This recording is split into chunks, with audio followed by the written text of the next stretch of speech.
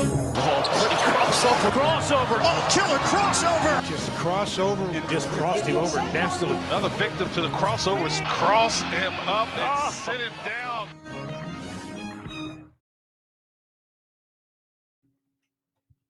Crossover. You okay over there? I'm laughing. We were on the air for like 2 seconds. You guys want cheddar biscuits? No. Why did you guys get would. Red Lobster delivered? We didn't. Somebody just brought it Wasn't in. this one of our Just came in. coworkers? Is that what happened? Yeah. My wife made some chicken and dumplings using the Cheddar Bay biscuit recipe. It turned out very good. So I don't think I'm a big fan. the coworker who brought the biscuits, he's not the one who ordered it. Because the person showed up and he's like, hey, I have Red Lobster for Josh and Matt. And then he took it upon himself to bring it to you guys. This is, by the way, I would like to mention, I've had a bit that I love Red Lobster. This was a Gary and Matt thing.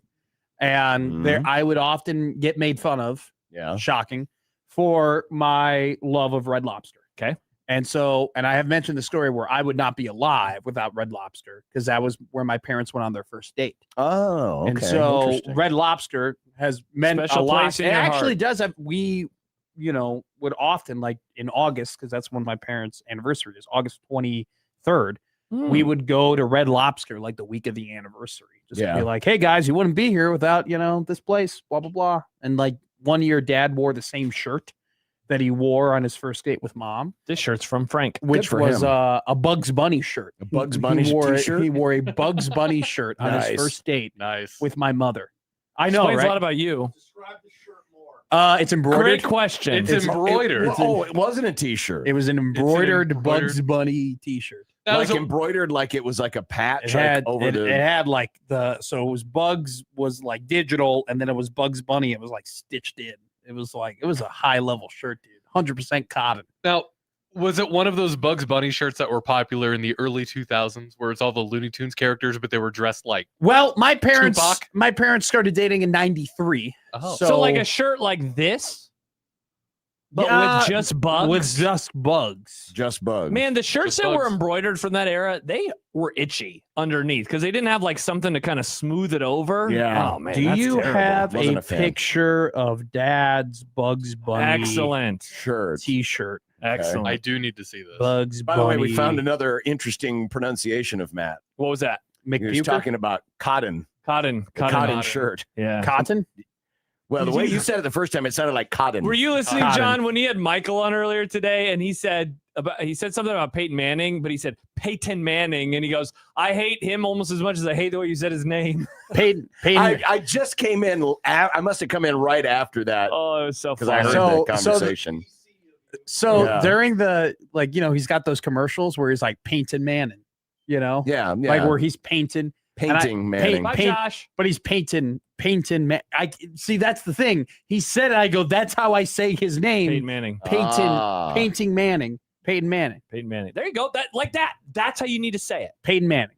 And then you're getting a little closer to D territory. Cotton. Yeah, no, you're Bill Dave. Barnwell. Have you ever listened to Bill Barnwell? That's how he says T's. He says them like you By do. the way, I want Peyton Manning. everybody to know that I did not know I had a T problem until I came to Nebraska. Low T Matt.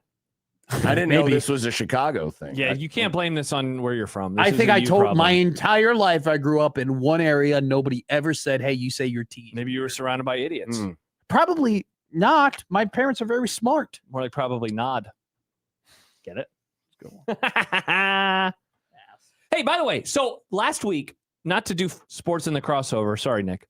We spent a lot of time the last couple of weeks talking about the Nebraska-Indiana game. And we were talking last week, John. I don't remember the exact reason, but the point spread. Do you remember this conversation? Yeah. And we were trying to figure out what I believe that was also What in the the spread crossover. would be. Yeah. What did you say? What do we remember what guesses were? What did you say? I don't know. 17? I said 17 and a half. Okay. And John said definitely not 17. I said 22 and a half to piss him off and make a point. because I think John maybe said closer to 10. You said 10 and a half. 10 and a half. Okay, so I I don't- texted. I honestly don't remember what I said. Did you text your bookie and said, make me a line? No, I texted dear friend of the Grum, Todd Furman. Dear Oh, friend of the Grum. Todd. Believe he was out of the Todd, country. Todd. Todd. He has gotten back to me Indiana minus 13 is the line that he would set as of. So we're kind of in the middle then. If I think that makes said incredible sense because I'm high and you are lower. Mhm. Lower. I'm not saying you're low, but you're just lower on Indiana. I think that is makes so much sense. I'm higher. I'm very high up. If you go off of SP plus, so Nebraska 7.7, Indiana. This is basically SP plus with home field then built in. So we're all in the same boat. I always forget with you guys in your analytics who's who. Is SP plus Bill Connolly? That's Bill Connolly. Yes. Yep. And then you use BCF Toys. That's Brian Framo. you mentioned that yesterday. We had him on our show and last week. I didn't know which one that was. BCFtoys.com. That's the one that Michael loves. Yeah. So Okay. there It's is really a good. It's huge really good. fan of BCF Toys. Would you? I think I mean, what we really like Kay analytic Ford, but we don't know if he's. Do you an think AMR what or anything. analytic you identify yourself with as a broadcaster says a lot? What does it say? About yourself? What does it say a lot about That'd you? be a funny bit for like 3 listeners. 3 listeners would be like, "This is What hilarious." you know my favorite analytic. You know it. I said it all the time during our pod that we would do about the NFL. Well, My number one analytic. well EPA isn't but that's not like a. That's a stat. Yeah, that's a stat. That's not that's just a number. What do you mean? These It's are a not stat. stats. These are numbers. There's a difference. This I is mean, like projections. EPA isn't a. Yes, it Yeah, is. it It is. is expected points added. Yeah, It literally comes about to of how me- you do. But to me, that's an just analytic. No, Well, EPA it's is part yards- of it's an analytic It's just statistic. it's like yards per carry. It's just fancy, you know. Right. It's a stat that came about due to analytics. Okay. But like you can't build like a Oh, projection. I get what you're saying. Yes. There are multiple stats within EPA that create Yeah. EPA, so therefore It's like a batting stat. average is a Okay. traditional stat. Yeah. WAR EPA is an just- analytics it's stat. OPS plus of it's But just that doesn't make sense because batting average makes up WAR, right? Well, WAR WAR is a honestly, hodgepodge of things. it's a that are- hodgepodge of a lot of Isn't different that what things. EPA is? EPA is a hodgepodge of things that are put into Sure. it in order to. So Sure. what's the difference between EPA and WAR? Am I off here? Well, I think that they're very Well, similar. WAR is wins Yeah. But above again, replacement. WAR, yeah, but that's not like an EPA and WAR. I mean, what? How many points are you adding per play? WAR is how many wins do you add in the season? Yeah, but I'm confused. That doesn't mean that it's like SP plus though. It's Oh still, no! I'm not saying it's SP Okay. plus, but I'm saying if you say WAR is an analytic, It's how an is- analytic okay. statistic. how is It's so? an advanced. I call it an advanced statistic. Okay. Analytics, and maybe we're just splitting hairs. I right think now. we're splitting hairs, I but think you are of that world more than I am, so I get it. Am I? I think You're the PFF guy. They're yeah, advanced. yeah, but like I don't really study them until I get in season. Mm. I'm not really like right now. I'm not doing any EPA stuff really. Well, I'm there's just, nothing to do. I Yeah. mean, unless you just Yeah, want to no look one's Exactly. done anything yet. look Well, backwards. well, the people are using last year's EPA and DVOA. Oh, sure they are. But Yeah. I'm not. I'm kind of past that. I'm more so looking at who's your coach and what did you add to your roster. That's Mm. kind of just how I'm doing That's my fine. previews. Yeah. But I mean, yeah, I've just ordered the Warren Sharp book, so Yeah. that's coming in, 600 pages. Good grief. I'll read half of it. It's like Nick doing Yeah. half of his NFL projections. It's true. I'll do half of it, but I'll read about every team. I just won't read. That's what you get for wearing headphones like that. I know. Just cover both of your ears. Yeah, you can cover both your ears. You're I'm- allowed to. I'm totally okay. We actually, you know what? You might hear us better. Can we tell Otson to like force you to? Oh. He's your boss. I would prefer Yeah. not to. Well, why don't you wear them on both? Well, that's ears? a great question. It started with one of my favorite broadcasters growing up also wears them like this. Oh, so you did it to be cool. I did it because he did it, and I thought it was So why do you still do it now? well because now I'm just used to it, and I do like having an ear out. I don't like being at least I've told myself I like having an ear out. So he doesn't get snuck up on and somebody tries to assassinate. Don't want to get murdered by the This person is coming how- in from the door this that he is- could look at. this every is how day. my favorite True. radio host wore his headphones, and I was like, when I'm a radio host, I like to wear my headphones that way, and I did it when I first started, and I've just never stopped doing Well, it. Paul Harvey's gone now, so you can. No, so I know that Tom Brenneman's career is coming Did to an your end. favorite radio host have whatever brand that Huntle Beach? No, Turtle Beach. Turtle No, Beach. No, he didn't have Turtle Did he Beach have adult headphones? When are He we going to does. get you into some good headphones? I don't That's know. my goal. I'm investing more and more into my setup, so probably soon. Oh, that's going to be great. I can't. Aren't well, those, I have no idea. Those those good look like headphones? $20 headphones from Walmart. John, it's a gaming headset. That's what it is. There's a little hole here. Yeah. That's where the headset would go. Yeah. That's where Michael's Yeah, we got to get you microphone some, would We go. got to get you some, the Sonys. Like, Well, do they John work? has. Do they work? Yeah, I can Okay. hear everything, and Yeah. they're totally fine. Okay. Exactly. That's what I say. I'm okay if you don't. Physical media nerd over here. Yeah, what does that have to do with headphones? The headphones are physical media. No, they are not. They are electronics. I know. I just got a text from someone that says, I wish Matt's favorite radio host enunciated. Oh, he's from Chicago, so I probably. Wish that he knew Wow. the difference between a T and a D. Well, that's John who's saying that. Mm. I No, that wasn't wasn't John. saying. Oh, who said that? I'm I not ju- telling you. I just made an observation. Who said that? I'm not telling you. Who said it? You don't know this person. Okay, Just kidding. good. Big Stibbs. No, it wasn't Tibbs. You would have commented in the YouTube chat. Okay. I have something that's stemming from the morning crossover. Yeah. That I would like to ask you. Awesome. If Blockbuster came back, I heard this discussion. how I just thought of you immediately. Yeah. How fired up would you be? I don't know. How much is it costing to rent? Great question. You know? They did it cheap. Because, like, I don't think they would though. Like So most- Redbox still exists, right? No. Really? I looked Redbox for is one all recently. gone? I have no idea. Yeah, Redbox is long gone. At least in Omaha. I don't know where they're at anymore. There So has to be a way you could still rent physical stuff. So I looked, or I was thinking about it when I was listening about what the price point would need to be. Because Nick picked a movie, or one of us picked a movie, and it was like $4. He had to rent it for $4. That's not bad. Blockbuster, if it was $4, Yeah. probably need to be less than that to I was get gonna me out say. of the house to rent it. You know? But would you go on opening day? No, I don't care that much. I like physical media, but I don't miss renting physical media. Okay. That's not the thing I miss about physical media. How much could you spend on your DVD player that you got? recently? $100. Now, originally you said it was $400. Well, 4K players are like $300, but we got a used one from a listener for Oh, $100. nice. Yeah, he loaned me a bunch of his 4Ks, and so last night for the first time ever, I watched Mulholland Drive. John, have you Wow. ever seen that movie? Never heard of it. David Lynch movie from 2001. Weird. Never heard of it. Weird. I got new pots and pans, but the pots and pans I have been using were from a listener.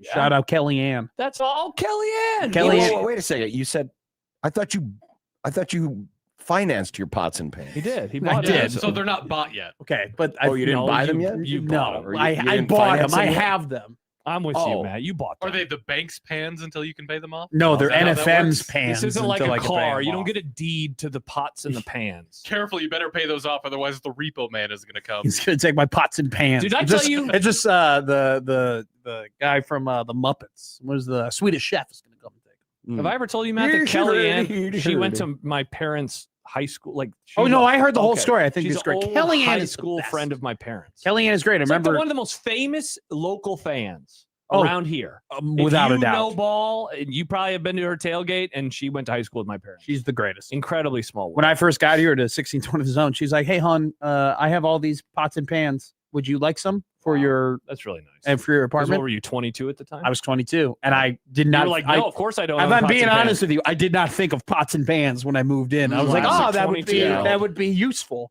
And so she gave them to me, and they were great. Man, So now you have no need for them anymore. I know, you but I should don't. pass them on to a different young person. All right, Austin Jacobson. He's getting married. He definitely has Yeah, proper I pots and bet pans. they have Should I pots and give? pans. Who's younger than me? They eat sweet potato slop all the time. No one's younger than me. There's probably Well, another so- up and coming broadcaster. Yeah, you can find someone your age. Take someone under your wing. You Yeah. can be a mentor. Like some- I'll 20-something give them. on I'll give them to Lincoln. Grant. I'll give my pots and pans to Grant. Our arch nemesis. I don't know. We're not I'm sure allowed to- there's a Don't say his 6-year-old out name there. anymore in this time slot, Matt. It's after 2:00. Just kidding, Grant. Love you, Grant. He can't hear you. I mean, I don't, but because he's the enemy now. he is. Otson says Peter. Yeah, what about the Peter man? He probably needs some Peter pots and has to have pans. He's pots older and than me. pans, How right? about Joey? Joey. Joey for Yeah. sure has pots and pans. Yeah, no, I'm fine. No, Joey would probably have the pans. I checked for actually have. arsenic or something. I so actually figured you'd actually put 'em have on there. I have feelings for the pots and pans. I don't want to Oh, subject them to wow. making sausage and potatoes every night. All right. He makes tacos sometimes. Yeah. Then he takes pictures of his sandwiches. Congratulations on drinking lemonade. That's pretty wild. Insane. That Are is- we worried now that for is Joey interesting. because he doesn't have Telemundo soccer to watch anymore? Great question. Yeah, what's he doing now to pass the time? I don't know. Making graphics for He's- the morning He's show. been playing Assassin's Creed Black Flag Resynced. That's what he's been doing. Wow, I didn't I mean, realize he Good was grief, a video that's a game busy player. title. I It know. is. He's It's a bit big lengthy. There's a lot going on there. Yeah. It sounds like one of your Mountain Doom movies. He's a big Assassin's Creed guy. but it's a remake of a game that came out 12 years ago. Bill says, now we're remaking games. John, we we've are. done that forever. John, we keep doing Black Ops 2 is back out, and everybody's Bill says, I freaking love out how about Matt it. thinks a dude who is marrying a doctor wants his cast off pans. It was a joke. Oh, It was a joke. Definitely. I don't want to Well, throw I'm sure away Kellyanne's pots and pans. They meant a lot to You me. gotta, like you said, you gotta donate them. There's somebody out there who needs them. There's some Sure. 20-something. I have 2 full bags of clothes right now that I'm going to give to Goodwill. Good for you. I have. Good job. Do they have the drop boxes here in town? I don't know. I You don't. have to I wait, actually. I've for never them to come out. donated here in Nebraska, but I donated in Illinois. Because there's a lot of drop boxes in Lincoln. That's where I just take it to a There's- nearby gas station. There's one for the People's City Mission. There's one for the zoo. We do. They're There are everywhere. There are It's a lot great. of drop boxes. There's one by my old apartment off of 108th and Maple. Okay. I've driven around this town many times. I just never seen a drop. I'm going to donate 2 full garbage bags of clothes to Goodwill, and I still have too many clothes. I still just have a closet full of just useless crap that I don't need. Well, at least you're making headway. I am. We I believe am. in you, Matt. This would be a great time though for like me to have a woman in my life who could just come in and be like, "Don't wear that. Don't wear that. Don't wear." Oh, this. I thought you were going to say who. Don't you wear know, those would headphones. Come and Get your cook for headphones. you. cook for me and make me my clothes, woman. No, bro. no. Matt. I'm a better cook probably. I'm a, Wow. Wow. I'm so a- you're saying women can't cook? I mean, we are the most progressive show on 1620 The Zone.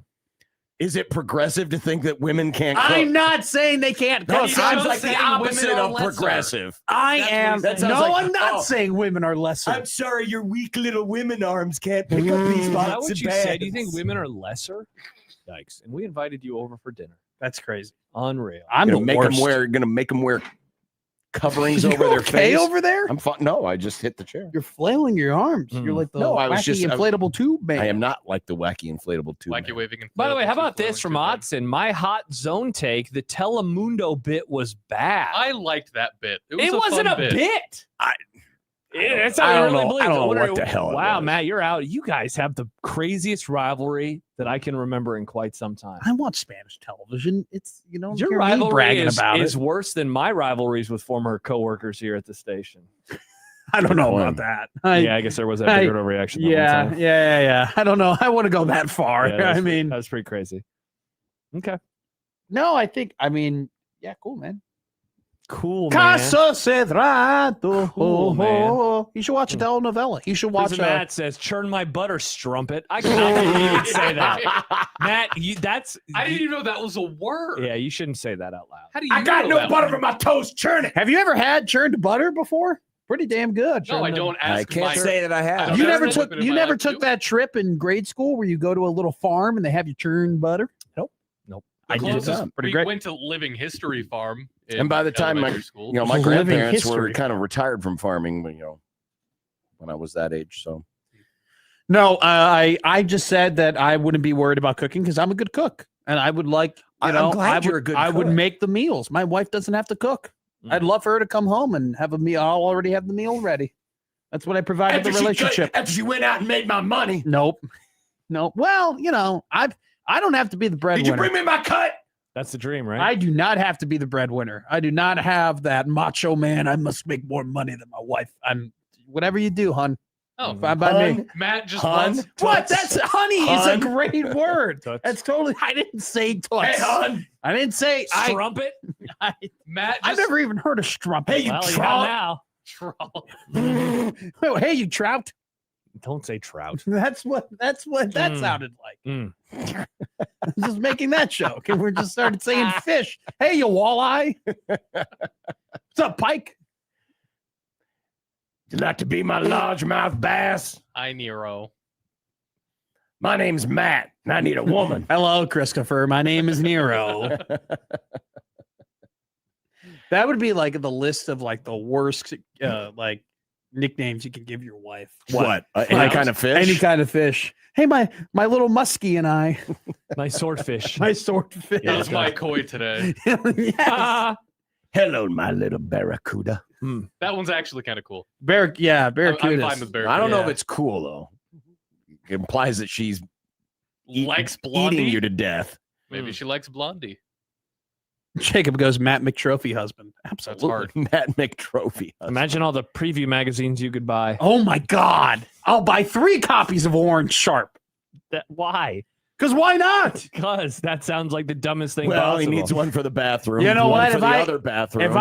If I win the lottery, I won't tell you, but there will be signs. I'll just start handing out Warren Sharp copies to people. Kenneth says today on the crossover, Matt fantasizes about his made-up future wife coming home to his home-cooked meal of air fryer chicken tendies and fries. And kind of like I can confirm that Matt actually is a good cook. I can confirm that he knows what's going on. I already have my first menu item for Sunday NFL. Oh, you gonna make fun of him, John, for planning out weeks in advance? Yeah, that's way too. Tell me soon. about it, What Matt. are you Tell doing? I'm going to about do beer battered cod. Oh, with what's up, my little cod? a little fish and That sounds awesome. little Way fish to and ruin the little- first game. little fish and chips. That sounds awesome. Little. Apparently, when you do beer batter, you're supposed to use a stout. I heard you and Michael talking about So that I'm going to recently. I'm going to make some beer battered fish and chips with some sounds- nice malt Well, that'll vinegar. go great with another Bears loss. I don't know if I have enough time. I might make my homemade tartar sauce. I don't Okay, know how to make I'm tartar out sauce. on tartar sauce. But you love vinegar, is what I heard. I do love vinegar. Dude, I'm not a fan here's of the tartar thing. sauce, I have fish with my vinegar. Is what I do. when I Great do fish take. and chips. Great I take. You got to drench that thing. A little pinch of I salt just too. dip it. Well, you just lost half the women out there that wanted to be your wife. Little so I'm down to one. Or You mean you're Down to a half work woman. all day Thank you. long and all I get is to come home and eat cod? Man, I'm looking at the Bears. That's schedule. how your- that's how your wife sounds. That's how your wife That's your sounds. That's how your imitation of wife is women. going to That sound. is your imitation that's- of women. that's You how your kidding me? wife is That was the going to most sound. crass imitation I've ever That's heard. how we Well, always- your new That wife's is going to be crazy. very Oh, crass. Matt, this came up this morning. That's what I was telling you about. Your John Bishop was like John doing that. Make me fish and chips, woman. See? Yeah, it's pretty close to John's impression of a woman. Someone tweeted at me that they thought my John Bishop was spot on, and I was like, they're just messing with me. No, it is. Your John Bishop is pretty good. 4-3. John says The cod for 5 points big 3-pointer. John says points, cod for a football game. What in the actual hell? Poll question: would you eat cod for a football game? Don't I put would. it, you don't put it that way. It's fish and chips. Yeah, I'd eat fish and chips for a football game. It's freaking cod. John's afraid of fish and chips. I'm not afraid of fish and chips. I just like good food. Did you want to know what my week 2 is going to be? I already decided it. Whoa! You said you only had week 1. What's week 2? Fish sticks. No, we're Some doing, Gorton's fish we're sticks gonna do a tomato sauce. We're gonna do an Italian gravy. Okay, with nice little with sausage fish and chips. and meatballs. You know, it's gonna be great. Meatballs. Meatballs. So what is it? Like a spaghetti? Little spaghetti. Okay. You know, I don't call it gravy. probably I'm not rotini. I'll Italian, probably so. do Is rotini. spaghetti a football food? Sorry, is rotini a football What food? is it? A football food? Yeah, anything can be a football food. Anything if can you be a believe in football yourself. food. Yeah. Crumpets and tea. I wouldn't want to have. I don't know. crumpets For the and tea. London game, that's probably what they're having in the boxes beforehand. Probably. What was that? What? Hello, governor. That was Nick. Oh, that was you. Yeah, I did do that. I knew. I'm sorry to insult you to think that bad No, I was- impression came yeah. from your mouth. No, yeah. peas in a cup? Quinoa says Prison Matt. Yeah, I wouldn't. Yeah, I wouldn't have If you quinoa. were like, I'm coming over, I'm like, sweet, I'm bringing quinoa. I I'd be like, brought that's odd. anything gluten free. Doesn't sound like a Well, football. what if somebody has celiac though? Well, There's Yeah. some really good gluten-free food. My sister-in-law has celiac. You monster. Yeah, I- my she's not grandmother invited had over Woman, for you the better Matt. not be celiac or you can't be my wife. She's not invited over for football at Matt's house. Apparently, You sound like Robert Downey Jr. from Tropic Thunder. yes. That's what that sounds like. Kenneth says the ideal football meal is 12 beers, in my opinion. Pretty damn good football meal. Mm. Just don't add 9 hot dogs to So right it. now you got the first 2 weeks. Yeah. Yeah. Now is that like dinner or is that lunch? Because the Bears play at noon the first 2 weeks. Fish and chips will be lunch. Okay. The The other thing sounds like a dinner. that's a dinner, but Okay. I'll probably get it on the stove before kickoff for sure. got to be stirring. Probably simmer for about anywhere from Week 5 to 2 6 Sunday hours. night football is Chiefs hosting the Colts. God, that's awful. Ew. With a Patrick Mahomes-less Chiefs. No, he'll be playing. Why wouldn't he be playing? You think he's gonna play? Of course I do. He's really adamant about that. I don't know why he wouldn't Josh is play. leaning in hard. I'm not leaning in. Everybody else that I have heard and read said he's not gonna be ready. Who said that? Pelissero, who famously has a job. Wow. Awkward. Yeah, very awkward. What did he say? I didn't see this. or He was hear on about Rich this. Eisen, and he was just like, "Yeah, the expectation is that it's going to be a closer call than people expect." But that's not saying he won't play. Okay, no one has said that he won't play. Oh, you just said it a couple seconds ago. Yeah, and everyone said he's not But gonna no one play. is as adamant about it as you are. Oh, well, nobody is a ball knower like I am. Okay, fair enough. Sure. Mm-hmm. I know what's going on. I got my sources. I can't see. I need somebody to write down all the bad Josh Peterson football takes so I can use it as ammo. You guys talked about this. Just keep listening. Somebody, no. We'll have at least a dozen of Somebody them. Somebody mentioned it on the station today. I don't remember if it was the crossover or the morning show, but how missed the ball. Oh, it was the morning show because they were talking about assistant coaches and they both said the new defensive line coach wrong. Schaefer called him Corey something else. It was Corey Brown. Corey Brown. And it was just like, oh man, I wish that we had the board. We could have the board of bad I takes. dude, that literally Roy Manning and Corey Brown were the board for me. Mhm. Like whenever I would really look nice. over. Yeah. I'm starting to wonder if we need to start treating some assistant coaches like, well, there's certain people we don't learn their names until after, a year. Can I People had that idea for the longest time. I see what you're saying. Can I say this right now? Yes. The idea of knowing the assistant coaches' names, Yeah. and it being a big deal if you don't know who the assistant coaches are, did not experience that until I came to a college town. What do you mean? There was no Interesting.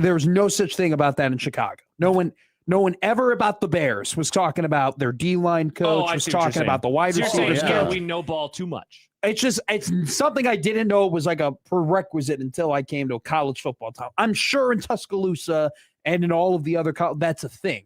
But from a pro sport town perspective, Oh, sure, yeah. I was on the air 2 years ago and I asked somebody who was hosting daily radio in Chicago who the Bears special teams coordinator was, and they did not know.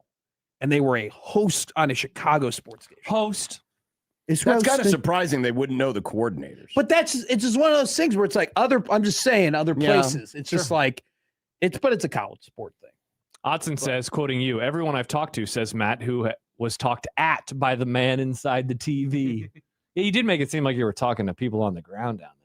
No, I don't have chief. We'll have our great friend Mitch Holtis. When does he return, Nick? In 2 weeks, 13 days? Something like that. And that will be day one. Hey, what's up with by then we'll know if he's practicing or not. Because they're about to start practice. When do they report? I was actually just about to search that. I have it right here.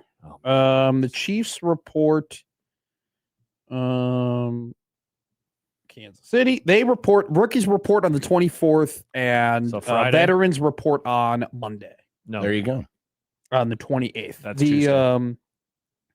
Yes, Tuesday. Sorry, Yeah, my apologies. The Cardinals rookies and veterans report tomorrow. The Carolina Panthers rookies reported today. Because that's the Hall of Fame game. Their veterans report tomorrow. So everybody else. Now, Broncos rookies reported today. Broncos rookies report tomorrow. God. Texans rookies report tomorrow.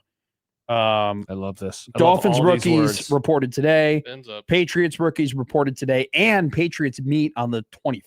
How about this? Tickets for the Hall of Fame game, low as $36. What do we think? Good Get grief. Get Otson back in here. A little show on the road action. 36 cents might be too much. Canton, Ohio. Matt did- betting on somebody in that game. Yes, Golly, this sounds I amazing. did not know the Seahawks rookies. What about them?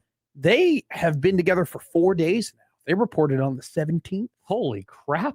What? What are they doing? But They're they not practicing. But they play the first game of the year on Who? the Seahawks, don't they? Yeah, but That doesn't matter. yeah, I don't know. It's usually about the preseason. And San Francisco's rookies reported on the 18th. I hope these are violations and we can get both these teams suspended. Oh, interesting. By the way, I was reminded yesterday because I was talking about it with lunch with my wife about the opening game. She goes, "So what's the opening game again? Is it the Rams?" And I said, "No, it's the Seahawks and the Patriots, and that's on Wednesday. We got a Wednesday game, and then the Thursday game with John's teams." She was like, "What time is that game over in Australia?" And I was like, "I guessed wrong." She was like, "Is it like 10 a.m.?"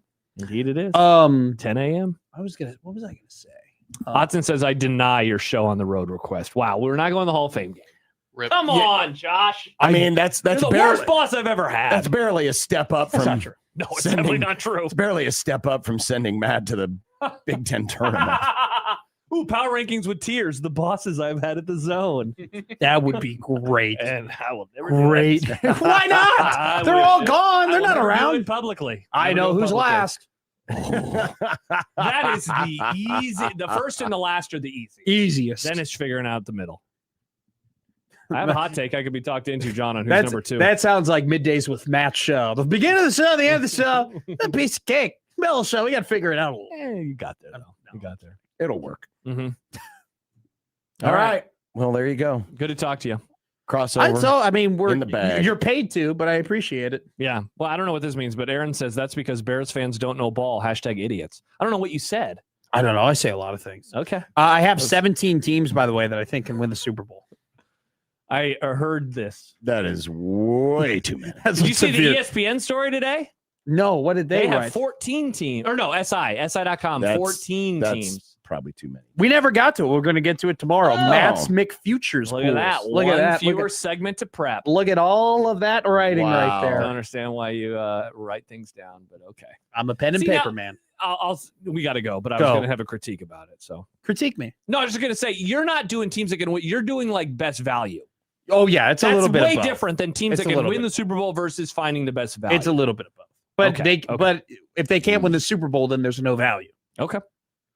So it's like you got to be able, in my opinion, to win the Super Bowl. 17 teams. That's what I have. Well, there you go. Stay tuned for that tomorrow. Awesome. And the fate of Matt's old pans. Yeah. Good luck. Yeah, I think I'll just keep them. Okay. Thank you, Kellyanne. Yeah, but you have to store them now. That's fine. We got a lot of space. It's a big apartment. Wow, brag much? Ooh. Look at our big windows. Paying a lot about. I'm Look paying at the highway. Seriously, you see the bridge. Yep. Look at It pays to cross the bridge on 1620 The Zone.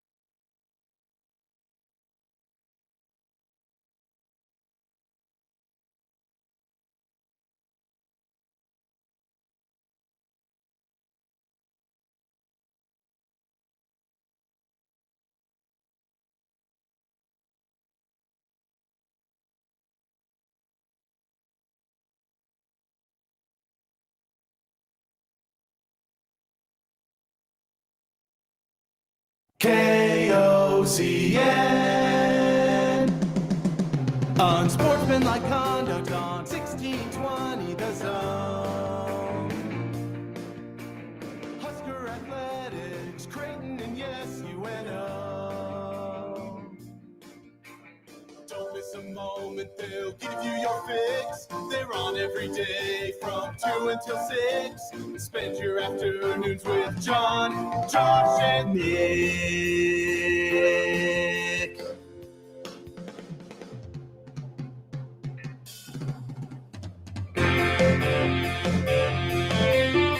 John, Josh, and Nick. They'll show you what sports talk really is. It's time to start talking. Now, I want to be critical of Odson a little bit more. Hall of Fame game, Roger Craig's going to the Hall of Fame. Husker hater Josh Odson doesn't want us to cover a former Husker going to the Hall of Fame. Yeah. Sportsmanlike conduct on 1620 The Zone. Husker Athletics, Creighton, and yes, UNO. But he played for Frisco. So, yeah, but he was really good. Yeah. But he was really played good. for Frisco. You'll like As this long story. as his video shows the fumble recovered by Lawrence Taylor in Yeah. the 91 NFC Championship. You'll like this story. So because I am a media member, sometimes get access to books before they come out. And it's on this website, and I apply for them, and I sometimes get them, sometimes don't. Anyway, Peter King, never a friend of the Grum, sadly, has an NFL book about his 40 years covering the league coming out in October. And so I applied for they call them galleys. I applied for a galley of his book. A galley? I don't know why. That's what they call them. That sounds like a ship's term. Kinda It is a does, ship's yeah. term. Make sure you clean the galley And so I applied for a galley. I got it approved within like and give me a great recommendation for an IPA an and hour. some coffee nerdness. And I good reference. And so I'm reading it. And so every chapter is about a year. And so it starts with, I think his first year covering the NFL was 1985. And so it's interesting because sometimes it's about the obvious, like 94 was about Steve Young, or 96 was about Brett Favre. Well, I got to the 99 season last night when I was reading. And of course, I mean, what other story would it be but Kurt Warner and the 1999 St. Louis Rams? And just man, football when you're a kid is just so cool because it's so big and you don't have any responsibilities in life. But it's been fun going down memory lane and just how insane you lived it, how insane the 1999 Rams were. But in particular, why I was reminded of the story was you saying the 49ers, because there's this buildup, right? They get off to the nice 3-0 start. He's thrown 3 touchdowns in all the games, but then they're playing the Niners, who had absolutely owned them. And it has this story about one of the games in 95 when the 49ers were just merciless in their trash talking. And they were bad. I believe there were 2 Rams that were on the 99 team that had been on the 95 team. And one of them was Isaac Bruce. Isaac Bruce. And I don't remember, the other guy was a defender maybe. And they stood up in front of the team and they were like, we're taking this person. We're going to murder these guys. And then they did. They murdered them. So there you go. That's a long-winded way of saying, remember the 99 Rams? I do. I'm enjoying the hell out of this book, but I'm a Peter King mark, but it's really, really good. Really, really good. I recommend it. It comes out in October. It's called The Game. It comes out in October unless you're like Privileged Peterson. I'm going to try to get him on the show. I'm going to try to get Peter King on the show in October. We'll see what happens. That's my goal. And then we can play the drop of you. My name's Pete King, and I get nuggets. It's probably not in there anymore. It's probably got it's purged. there. It's there. Search nuggets. It's got to be there. It's got to be there. Boom. There it is. My name's Pete King, and I get nuggets. Wow, listen to that old studio. Oh, it sounds terrible. Pete King, and I get nuggets. Yeah, but it did off mic pretty well. Yeah, that's true. It did do off mic pretty well. Odson says in the 1650s, a galley was a long, shallow metal tray. Printers laid individual metal letters in these trays to form words and columns of text. A few sample copies were printed from these trays. That's why it's called a galley. Good job, Josh. So are you like reading a long, shallow metal tray? No, it's on my. That'd be Kindle. awesome if they sent you that. If the whole book That was would on be this nuts. long, shallow metal tray. That would be pretty crazy. No, I'm thankfully reading it on my Kindle. Riss, I need to go to the hospital. I cut myself on the edge of this galley. And about the chapter, I didn't even want to read it. It hurt my It fingers. was about the 2003 Cowboys. It made me mad. Anyway, welcome to the Grum, everyone. That's what we're doing right now. Yes. Brought to you by Union Bank and Trust, where your money has people. Our Grum down today Go Hawks. is what? It's yellow. It's gold and black. Go What? Hawks. That's not Iowa's That's colors. not. Yeah. That's closer to Missouri's colors. Hmm. Pick a win. Choose carefully. We made it a poll question today. I love polls. Mike Farron will be on an hour later than normal. Why? Whoa. Because he had to have lunch. That is the dumbest reason I have ever heard. Well, he was meeting someone for lunch, and he Is didn't this a want to be source? rushed. Is this a source? Will he know anything Is about it Scott Tarek Frost? Skubal getting traded? We'll find out. Okay. We'll find out. I told him, don't eat the lettuce. Position group upgrades and downgrades. What have been the upgrades and what have been the downgrades from last year to this year in the individual position groups? Everything. We will discuss that. Everything? Well, Everything what? Everything good, everything bad? I was beating people to a negative punch. Oh. Or Well, same grade. You know Upgrade, what? downgrade, Forget about same grade. negativity because we told you that ESPN liked the Huskers, and I got the proof. I got the positive receipts. boys. The receipts Mm. about ESPN loving the Huskers. Chris says Skubal won't be traded. Laughing emoji. Well, Chris is also a Tigers Oh, fan. I just realized the logo's a Tigers Yeah. logo. Interesting. Welcome Chris. You to never the knew Dodgers, that's the Skubal. old English D? No, I know. I was making a joke. This is Oh. like when Hokie Skirt kept telling me all last season, you guys are being haters with Raiola. He's not going to leave. And then he left, and now he hates him. Sometimes we know ball over here. I don't have an opinion on Skubal, though. Where does Calandria land in the athletics quarterback tiers? The athletic quarterback tiers list has come out. The worst. Hopefully he hasn't fallen through any holes. I don't know if this Colander joke is going to stick, Nick. Yeah, I Seems know. like it's just I'm you. really holding It's an on to inside joke in your own mind. it. Yeah. Yeah. What do you think about it, John? Yeah. Okay. Let's see how it applies in season. Okay. Let's see how it applies in season if you remember it still. Should we take SEC threats seriously? Oh, no. Is this about them leaving? I mean, that's part of the threat. Okay. We got a super hot take market. Ooh, I have two hot takes. Okay. And I think one of them. Two hot coffees. I don't know how you will feel, but I know some people. I know Matt McMaster is going to hate this take. Ooh. Hate this take. Okay. Steve Sipple. Which version of Sipple? Is it the new AI with the spaghetti hair, Steve Sipple, or the other one? Have you seen this, Nick? Have you heard about this? No, we have AI Sipple. Oh, yeah. AI Sipple has hit the chat. Uh-huh. And will the Red Sox ever lose again? Yeah, what is it, 14 in a row now? Yeah, it's a lot in a row. Oh, hey, it's McMaster. It's a lot in a row. Hi, McMaster. What, Hot take I could be talked into. Matt forgets everything all the time. Oh, he did What forget did he forget? something. Is Yeah, it his muff. His muff. His muff, Let's his see, Cheddar his- Bay biscuits. is his- Yesterday it was the. Oh, he's probably looking for his wallet now. That's the most important thing. No, he Yours. should have the wallet. My wallet's gone. My wallet's The gone. computer. The biscuits are right the there. computer Oh, his keys. charging Oh, cord. Oh, it was in his pocket. Unreal. Wild. What's the phrase, John? You'd forget your head if it wasn't like sewn He onto your would forget head. his head if it wasn't attached. Yeah, he would. I definitely think he would. It's a good thing he can't just take his head on and off whenever he wants. The head boys. The head boys. 402-951-1620. So we said pick a win, any win. So I decided we took yesterday's conversation. It was just a brief conversation that led to a poll question. I love it. Here's the poll question. And go vote now. I'm going to hit the retweet I just button as we retweeted it as well. taking all things into account. Okay. So I want you to think about this a little more globally. John's getting a little triggered. No, I'm not getting triggered. I just want you to think about it globally. Taking all things into account. The timing and the location of the game, the perceived quality of the opponent, the importance to the season, etc. You get to pick one of these games as a win for the Huskers. This isn't to say this will be the only game they win. Just if you had a magic wand and you could pick, okay, they're going to win this game. Yep. I love magic Which wands. one would it be? And the 4 choices are Iowa, Yeah. Ohio State, Nah. Indiana, Nah. and Oregon. Nah. And what did our smart, handsome, incredible we have a listeners say? lot of people, Yeah. a lot of little fanboys and fangirls who are voting with their hate, not with their head. No, and that's important in sports, John. It's about hatred.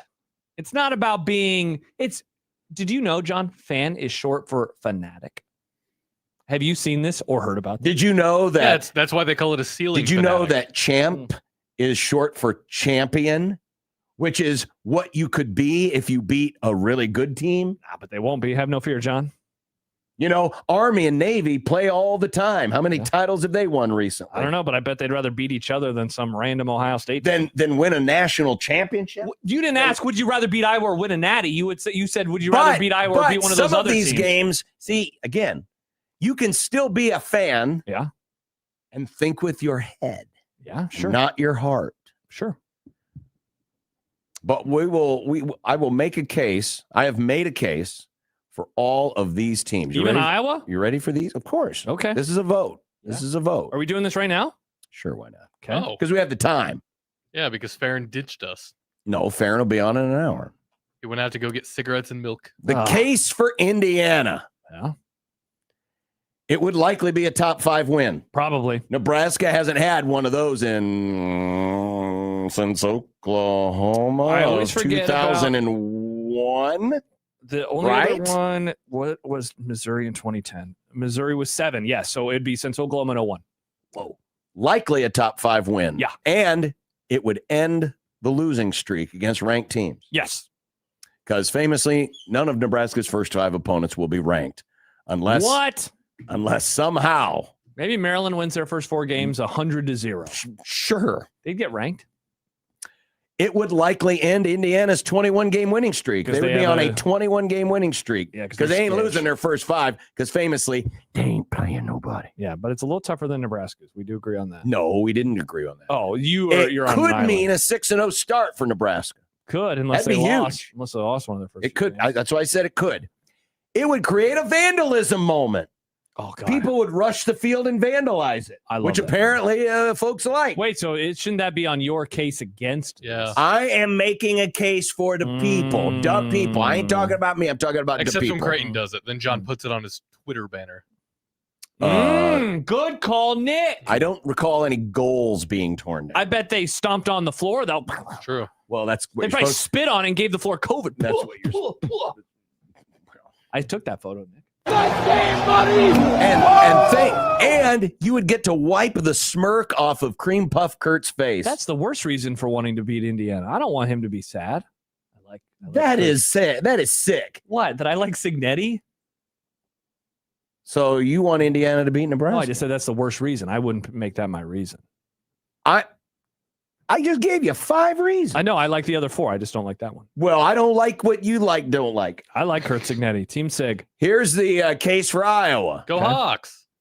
They're a rival. People do not forget. They've been responsible for much pain. Look at that. There's a basketball thing in the background. There is famously a basketball thing. Road win would be a road win. It would be a road win. Remember Keith Duncan? I forgot about him until literally right now. Mr. Blowing Donuts. kisses at Scott Frost. Now he was blowing kisses at Scott Frost, which I think you got to give him actually, some. you know what? Team you Keith on this one. You got to give him some brownies for that one. Mhm. Could be for bowl eligibility. Nice. Yeah. Oh, so you're saying they suck this and year. just a Interesting. reminder, they're bleeping Iowa. Yeah, Go All right. Hawks. So there's the case for Iowa. Why don't you want to wipe a smirk off of Ferentz' face? Well, I thought Remember that one I time thought- he told I thought- black players they couldn't have cornrows? Yikes. Tough look, Nick. That is a tough look. He shouldn't have said that. I don't think many Nebraska fans care about that as much as they would care tough look about just Nebraska beating, fans. yeah. The case for Ohio State, a ranked win could be the one that ends the ranked streak. Maybe a ranked win. Think of the momentum boost in November. Those of That's you voting for true. Iowa, imagine if Nebraska beats Ohio State That'd be the pretty week sweet. before Iowa. You think they'd carry a little momentum into Iowa City? Yeah. That'd be cool. Could be for bowl eligibility. That could be the 6th win. Another vandalism moment. Yeah, there would be vandalism. Wouldn't it be cool to beat this handsome, very darkly bearded colored face? I would laugh so hard. Be careful where you hit him because you're going to get shoe polish on your fists. Don't punch him, Nick. I'm just saying, that's why I said be careful. And it would put an end to one of the longest winning streaks one conference team has over Nebraska in program history. Yikes. Ohio State is currently on an 8-game series winning streak against Nebraska. Not great. Which is the third longest by any Husker conference opponent against the Big Red. Oklahoma at 16 in a row back in the dark ages. Wisconsin, which fortunately ended 2 years ago. Yeah. That was 10. Ohio State's at 8, and Iowa, which ended in 2021. Whoa. Or 2022, 7. Wow. So you'd put an end to that streak. Yikes. That's a benefit. All right? 100%. So there's your case for Ohio State. What about an Oregon? Now Only 4 reasons for Oregon? Wow. Yeah, but these are some big ones. Okay. Could be the first ever road win over number 1. Wow. Nebraska has one win over a top-ranked team in their history. Wow. 1978 Oklahoma. This would be possibly, I'm saying it's possible. Be a road game. They could be the number 1 ranked team. Okay. And of course, it's on the road. Yeah. Could be the one that ends the ranked streak. Yeah. Think of the momentum. That'd be pretty nice. Because that's going into an idle week. This is a Jack Mitchell wet dream. Ooh. He's always wanted a big win going into an idle week so he could revel in it for an extra 6 to midnight, boys. 7 days. Possible bowl eligibility before October 31st. Those are some good cases. The case man. Good which job, is John. why that's your answer. Well, Oregon is my answer. Yeah, our listeners have voted, and they have voted extremely well, in my opinion. 57% say Iowa. This is terrible. You could add up the other results, and it still wouldn't get to the Iowa This result. is terrible. They're smart. I like it. It's that smart at all. Not it. You're not going to think of all the momentum that you could build with any of those other wins. What Think about ending off-season the momentum? rank. Imagine. Either Indiana or Oregon goes down at the hands of Nebraska. You don't think? That's pretty cool. I mean, how long have we talked about 100 years. this program needs one of those kind of wins? 20 years. We haven't seen it in a long time. Imagine if it happened smack dab in the middle of the season against one of these two likely top 5, if not number 1 ranked teams. That is momentum. It also could be funny to beat the team that Dylan Raiola moved to. Oh, yeah, I could have put that on the list, and I didn't. I didn't add that to the list. Imagine the Schadenfreude against Swiss Family Raiola. That would be fun, yeah. Raiola. As in Crayola. As in, they'll be coloring pictures of Matt Rule being victorious and being carried off on his shoulders. Definitely. In the middle of all those Duck fans. Hard Rock Fiend writes, Nebraska ain't beating any of them in reality this year. But that's not the question. Thanks for pooping all over That's us. not the question. Well, go vote. Go vote. Even if so You're many a of you are smart voter. wrong about your vote. Nice. 402-951-1620 is a Prairie Flower Casino Zone hotline. That poll question is on the Liquid Trucking Zone Twitter feed at USC 1620. Yeah. Or you can email the Grum, John at 1620thezone.com, Josh at 1620thezone.com, Equitable Bank Zone inbox at Equitable. We take banking personally. And if we're smart, we vote either Oregon or Indiana. I know it's a very lengthy catchphrase, but it's an apt one. So when we come back, ESPN loves Nebraska. And we're going to go position group by position group to see, do we think they've gotten better year over year going into the season? Or maybe they've regressed. Let's do it. We'll do all of that and welcome all of you to another day, another beautiful Tuesday on the Grum, 1620 The Zone.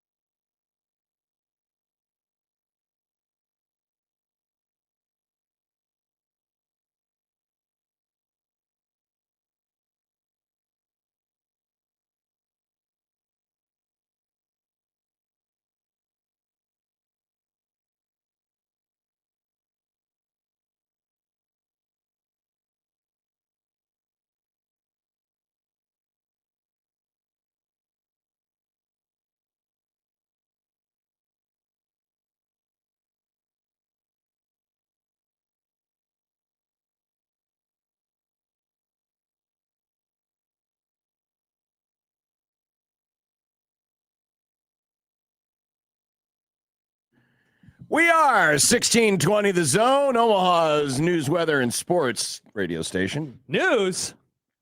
Yeah, I got news from the great Michael Severe, who adds, going back to the poll question, this has to be Oregon. You get to beat a top-rated team on the road. You also get the symmetry of it being the same team as the last team you beat who was ranked. Ducks is the answer. One other thing about the about picking Oregon. Yeah. Why is Ohio State not up in the conversation with you? You made it seem like it was Indiana or Oregon, not Ohio State. Because I'm factoring in where it happens in the season. You're trying to find early momentum. I'm finding, early momentum. Plus, I mean, Oregon's probably, if it's not Notre Dame, it's going to be Oregon. What? Who's going to be number one preseason? You think so? What about Texas? Maybe. But they're going to be in that mix. Okay. They're going to be a top 5 team. Indiana, at the time of the game, will definitely be a top 5 team. Mm-hmm. Nebraska hasn't beaten a top 5 team in 25 years. So going off of FBschedules.com, they use ESPN, like some power ranking. They put numbers next to games that are ranked. Yeah. Right now, the latest whatever power ranking it was, Indiana was 6, Oregon was 2, Ohio State was 1. Illinois or Washington was 17. I would be stunned if Ohio State was preseason number 1. But I'm going off. I'm also going off the fact that, especially they're preseason number 1 in the SP Plus. They're preseason number 1 in the FP in the BCF toys. I'm just presenting arguments. When is that game? No, you Ohio said State? no. You just said yes. I'm saying, but I'm taking. You're changing the argument now. No, I'm not changing the argument. I'm saying. Rewind to Nick when John said they won't be preseason number 1. I was just saying they could be preseason number 1. I'm not saying they'll be number 1. Forget about that. Well, no, I agree with you. Then it's about the vote. It's about when the game is played. That's why when I asked the question, I said in the timing of the game. If Ohio State was where Indiana was and Indiana was where Ohio State was, I would probably flip the two. I know. I was just arguing and you said I'd be surprised. I don't know why you'd be surprised if Ohio State's number 1. Ohio State, Texas, Oregon, Indiana are probably the most wasting likely. Your vote, people. You're wasting your vote. I'm also there. I keep seeing this comment that and Jimmy is the one who's really going hard into it. You're not a Nebraska fan if you pick anyone other than Iowa. Okay, I would settle down, Jimmy. Good I would Lord. really pump the brakes on you. I would argue you're being a smart Nebraska fan by thinking globally about the season and why. Listen, I get the whole rivalry thing. Believe me, I do. And if the Iowa game were earlier in the season, I would probably have Iowa higher on my list. But this is about trying to build some momentum early in the season, getting a major pelt on the wall, something Nebraska hasn't done in a quarter century plus. That, in my opinion, that is the best argument for picking one of the early games. Also, they have not done this since 2001. Also, if Nebraska beats Iowa on Black Friday, it's gonna be a tiny little blip on the radar. See, now I don't care about that. But if Nebraska beats Indiana or Oregon middle of the season, Nebraska's going to be a big deal. See, now I don't if that doesn't matter to you, I understand. Yeah, when I think about this answer, I'm just trying to think about it from the perspective of what would mean the most to me. And that's why for me, I go with the majority on this one. I pick Iowa as well. You make very good arguments. I don't think you're an idiot if you pick any of the 4, if I'm being honest. I'm certainly leaning into poking and prodding with, being smart and choosing Iowa like the rest of the people. But this is what's fun about college sports. Nebraska is not a national championship contender this year. They're not a conference championship contender. They're not an upper conference championship contender. So what matters to me or what matters to a lot of fans are doing those things in college sports that a middling program can do that really makes your day. Now, look, a pelt on the wall, that can absolutely make your day. It can make your season. It can make your decade. It can make your 2 decades. But I also understand why people say it gets under my skin because I walk by a flag every day with my dog, or I have family that's from Iowa, or I work with people from Iowa. Like, that's where it gets way different than Oregon. Like, you don't have to deal with Oregon fans around here. You probably don't have to deal with Indiana fans. You got to deal with Iowa fans everywhere you go. And so if you personally, you being the broader you, are like, screw that, I don't want them to have it over me because they already do all the time. I totally understand. But if you are looking for reasons so that we next year aren't talking about the offseason of bad vibes, any of those 3 other wins are going to give you a better chance, because the argument that we've been making the last couple of weeks is, this is probably at best a 7-5 team, right? Yeah. And yesterday's question was, can you sell progress or can you sell better with 7-5? And you probably can, but imagine if that 7-5 included Ohio State. Not to be critical. Imagine if it included Oregon. And I would make this argument. If Nebraska gets either of the Oregon or Indiana games, 8 is very much on the table. Well, yeah, in theory, if you can win that game, you could win all the games. They won't. Sure. But not to be critical of you. They won't. The question wasn't which win do you want the most to change the offseason of bad vibes. It's just who do you want to beat. Yeah, but that's part and parcel of, which is why I asked the question the way I did. It's not just about who do you hate the most. Sure. Because I think a lot of people are answering the question in terms of who do you hate the most.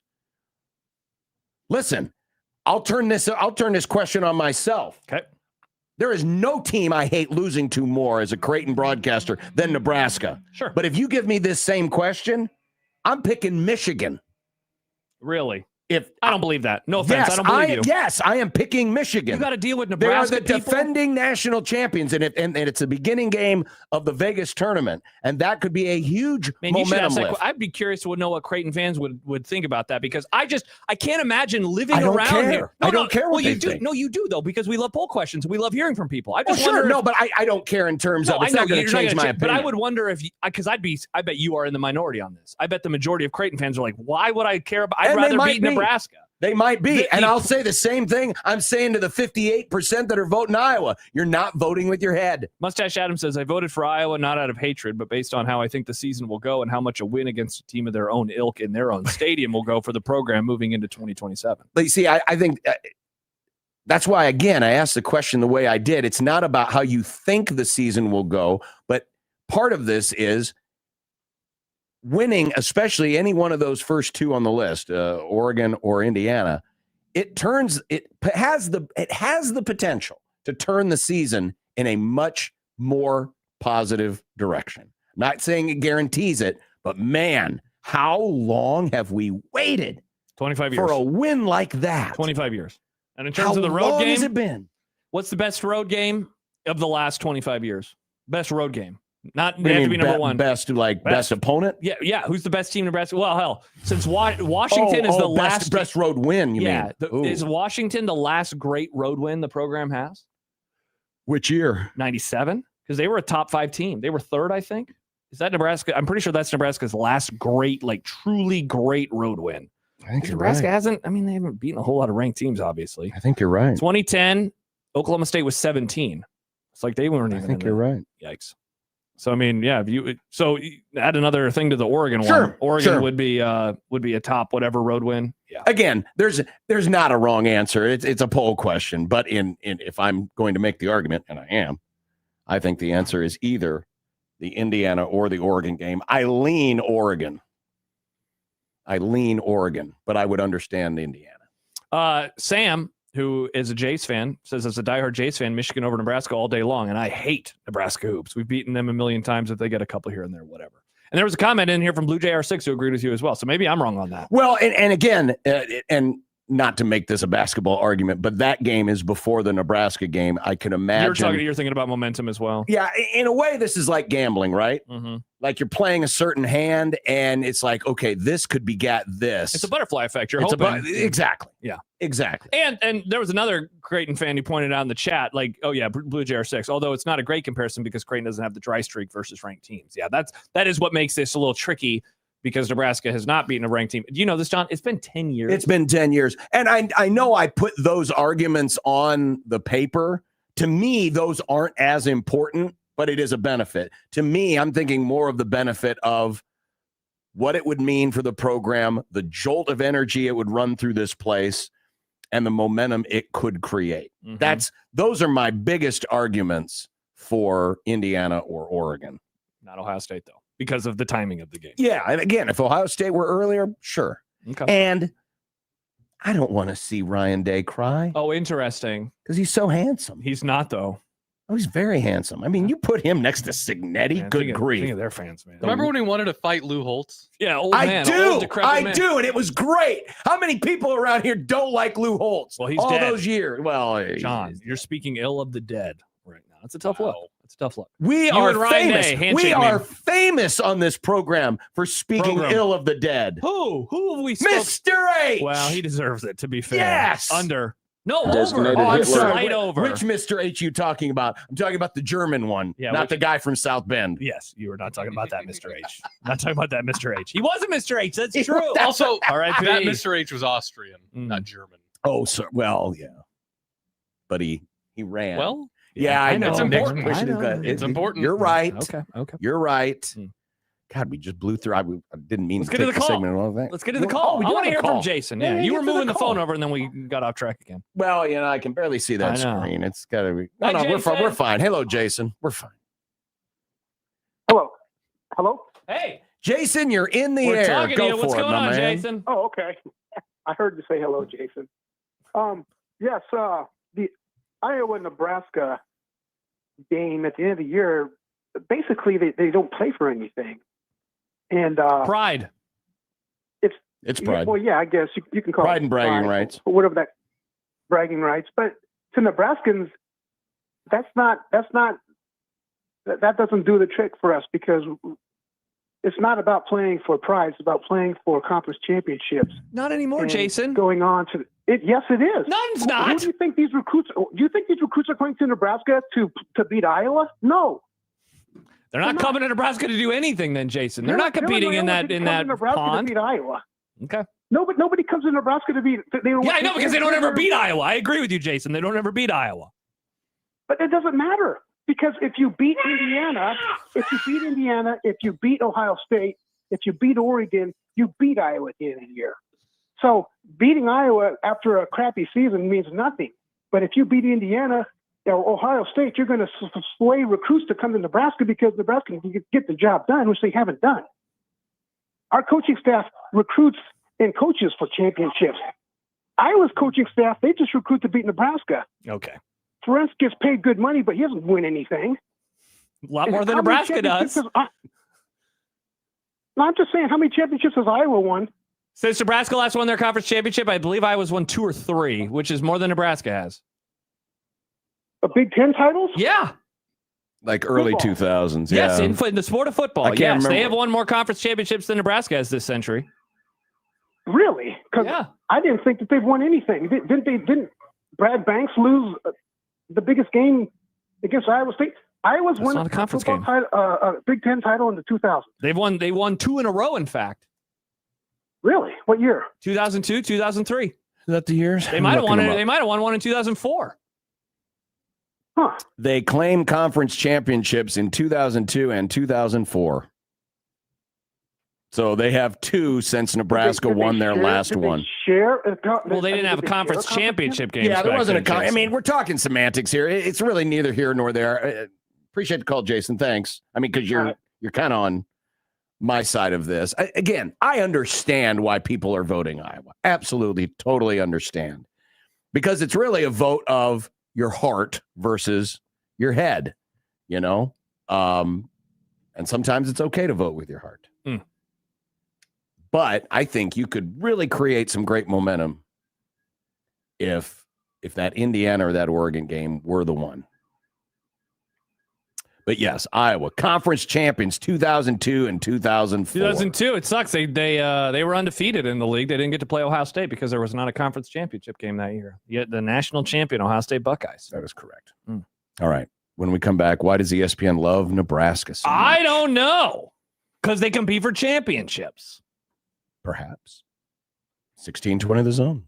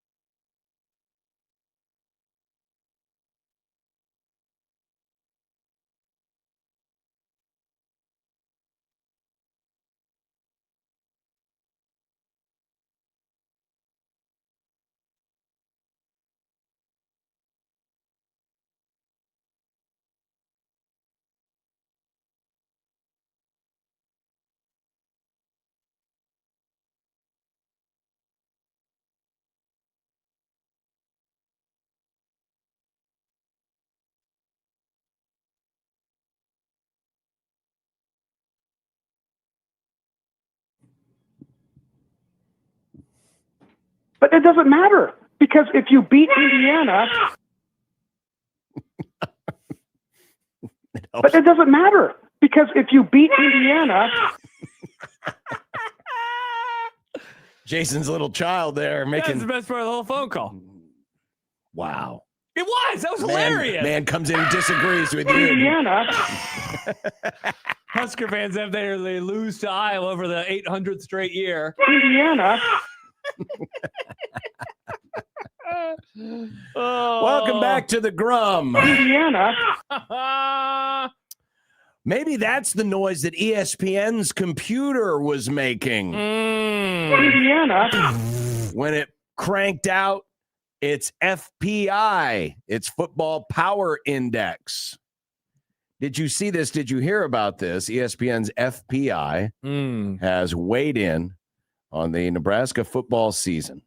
We've talked about the numbers from BCF Toys, Dave Bartu, Dave Bartu's SP Plus, all of this.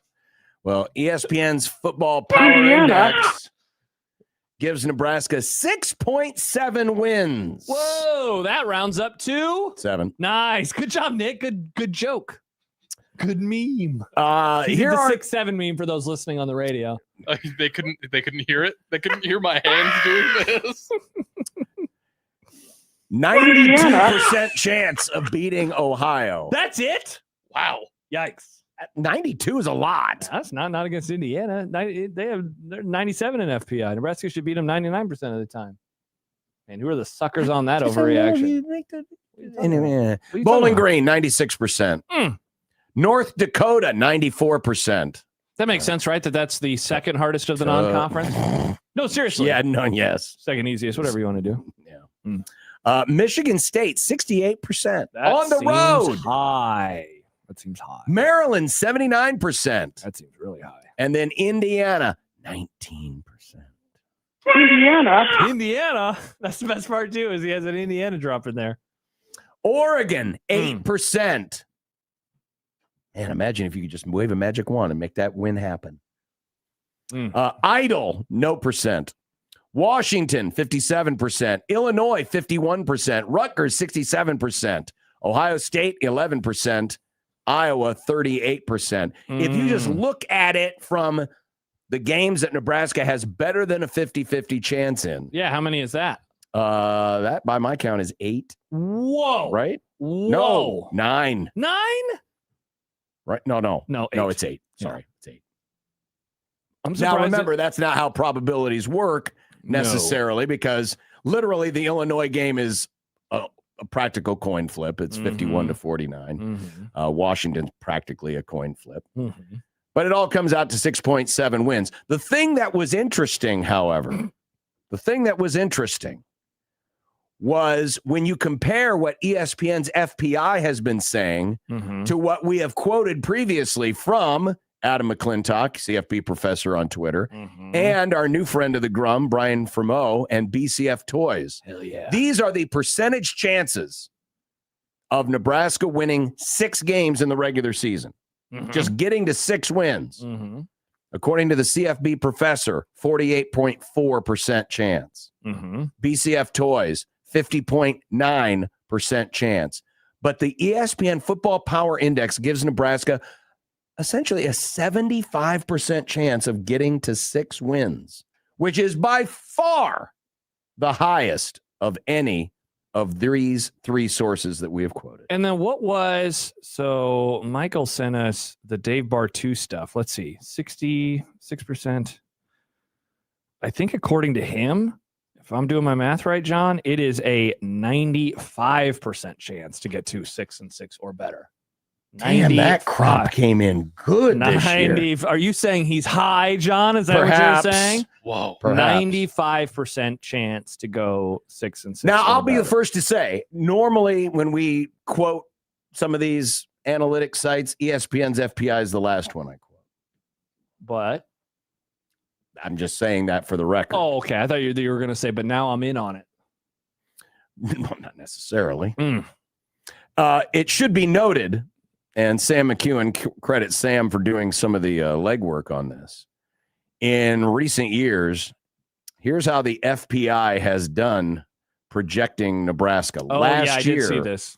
Last year, FPI had Nebraska as their number 25 rated team and winning 7.5 regular season games.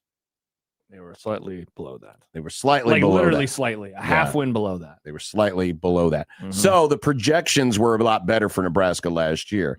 Going back to 2022, FPI predicted that Nebraska would win the Big Ten West. Stop! That team went 4-8. Indiana.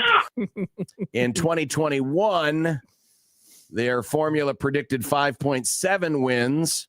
On a similarly difficult schedule, Nebraska only won 3 games. They were not very good. Meanwhile, Brian Fremeau, as we pointed out last week when we had him on the show, he has been very close the last 3 seasons. I mean, almost right on the number. Yeah. And this year, he's got Nebraska at 5.5. So take that for what it's worth. I will. But if you want to be positive, well, there you go. ESPN is your site. You know, everyone likes to accuse the 4-letter network of being all SEC bias. Yeah, are they Husker biased? I think they have a Husker bias. Wow, Nick, can you believe it? I can't believe it. Indiana. Jeff writes, I like that your new college football guest has a toy store. He does. BCF toys, baby. Comment from Archer in the YouTube chat. Yep. Rutgers will beat Nebraska. John, your thoughts? Maybe I should have put Rutgers on the poll. Yeah, maybe we should. Maybe I should have put him on the poll. Who would you rather beat? Iowa, Oregon, Indiana, or Rutgers? Which of those 4 do you want to win the most? Who do you want to win the most? I don't know. All right, when we come back, let's go position by position group and see if we think that group is going to be better or worse, at least to start the season, than where they finished it off last year. And Mike Farron coming up in about 20 minutes here on 1620 The Zone.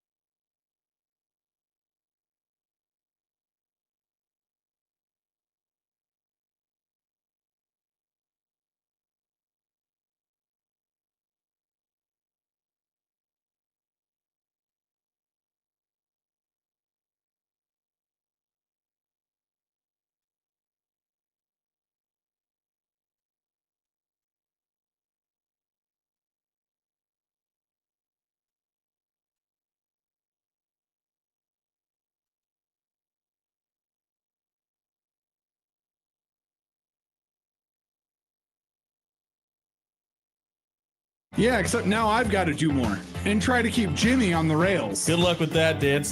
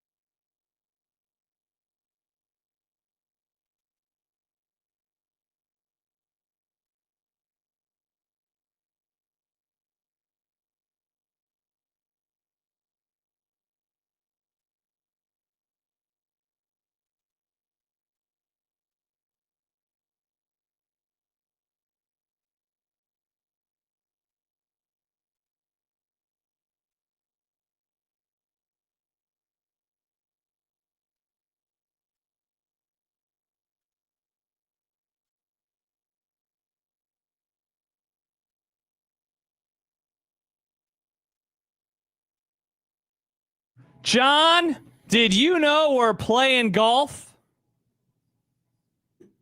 We are. No, you and I aren't. We have a show to do. But Friday, August the 21st at Miracle Hill Golf Course, we have 1620. Now it's called 1620 the Zone Golf Tournament. Can we call it 1620 the Golf Tournament? I believe that is what the title is. Perfect. Yeah, 1620 the Golf Tournament. Join us for a great day. Plus, after the tournament, head over to the Phoenix, located 120th and Blondo, where we will be for the official after party. Food, drinks, and fun. You can go to 1620thezone.com to register for your chance to win, including a chance to take home $10,000 for a hole-in-one, proudly sponsored by Langfeld Overhead Doors. The golf tournament sponsored by Cutwater and T-Box. Get your foursomes entered today. 1620thezone.com. The boys in the morning and Matt will all be live from the fairway. They will. That is awesome. Do we think we can convince Matt to come over to Phoenix after he's done with I the would show? be stunned if he didn't join us at the So Phoenix. I would also be stunned before, but as we know, Phoenix has great hot dogs. They do. And I feel like Matt is a little hot dog averse right now. Interesting. They do have glizzies there, John. That Gonna is a gobble a term. glizzy, John? The glizzy gobbler. Little glizzy gob? I think you both are. Ooh, Kenneth says, Out I of your minds. will be seeing you on the links. Well, we won't be on the links. Maybe Yeah, I'll stop by. we'll be I'll at the probably Phoenix. stop by. But we'll be at the Phoenix for sure. We'll definitely be at the Phoenix afterwards. 1620 the Golf Tournament. Get registered today. So let's go position group by position group to see if this team is improved or maybe they are not improved heading into the new year. Now, are we just saying improved or not improved? Could they stay pat? Sure. In any of these? Okay, perfect. I've got a few. Okay, good. I just wanted to make sure. Quarterback. Stayed pat. I think the room is slightly improved. Show your work.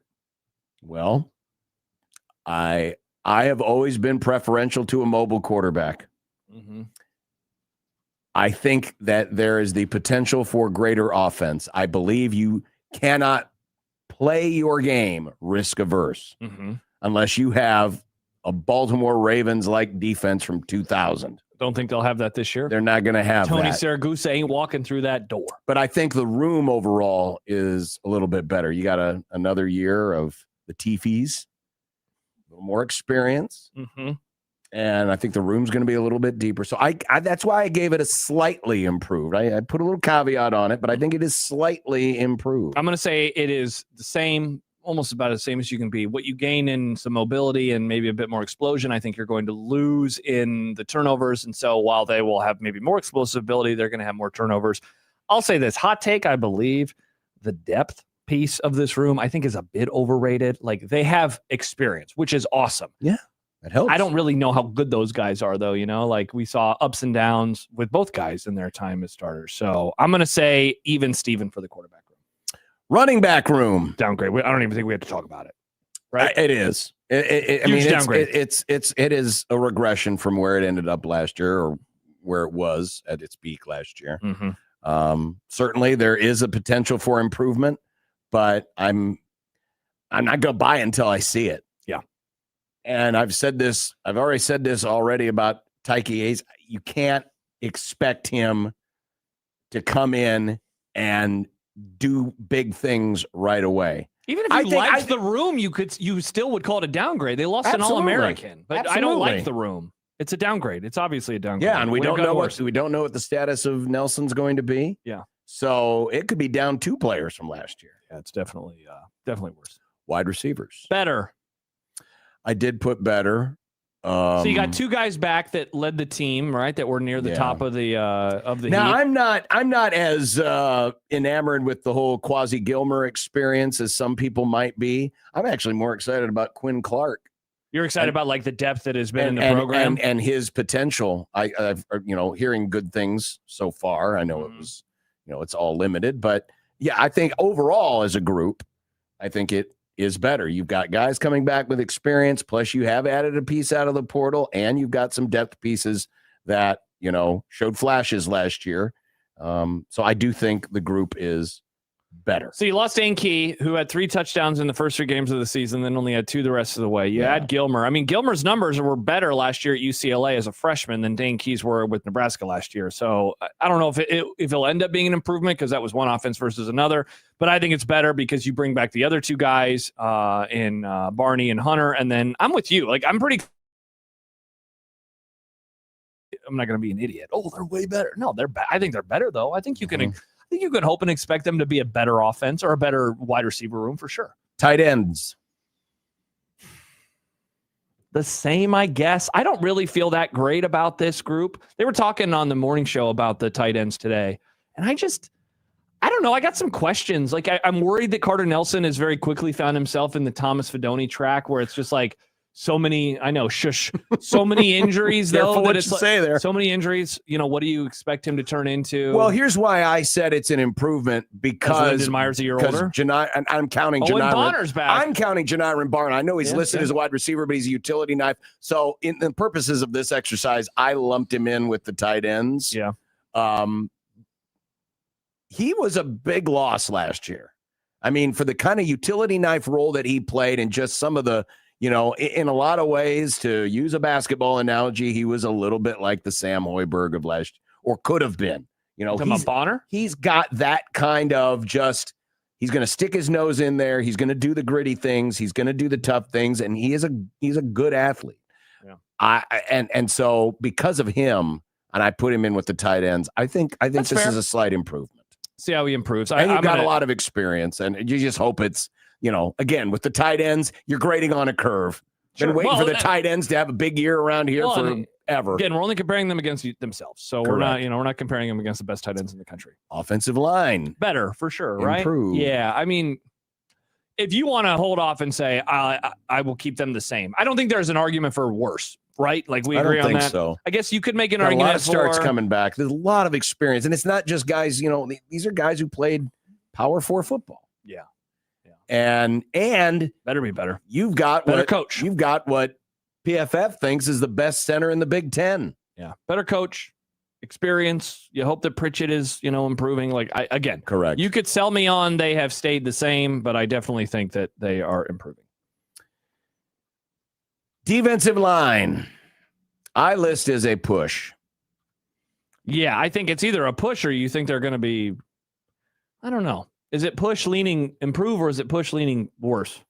Because it's push leaning push. Yeah, I'll be right. honest with you because and I can't get that much worse, right? Like, that would be the argument. They're improving in the coach. Well, you hope they're improving in the coaching.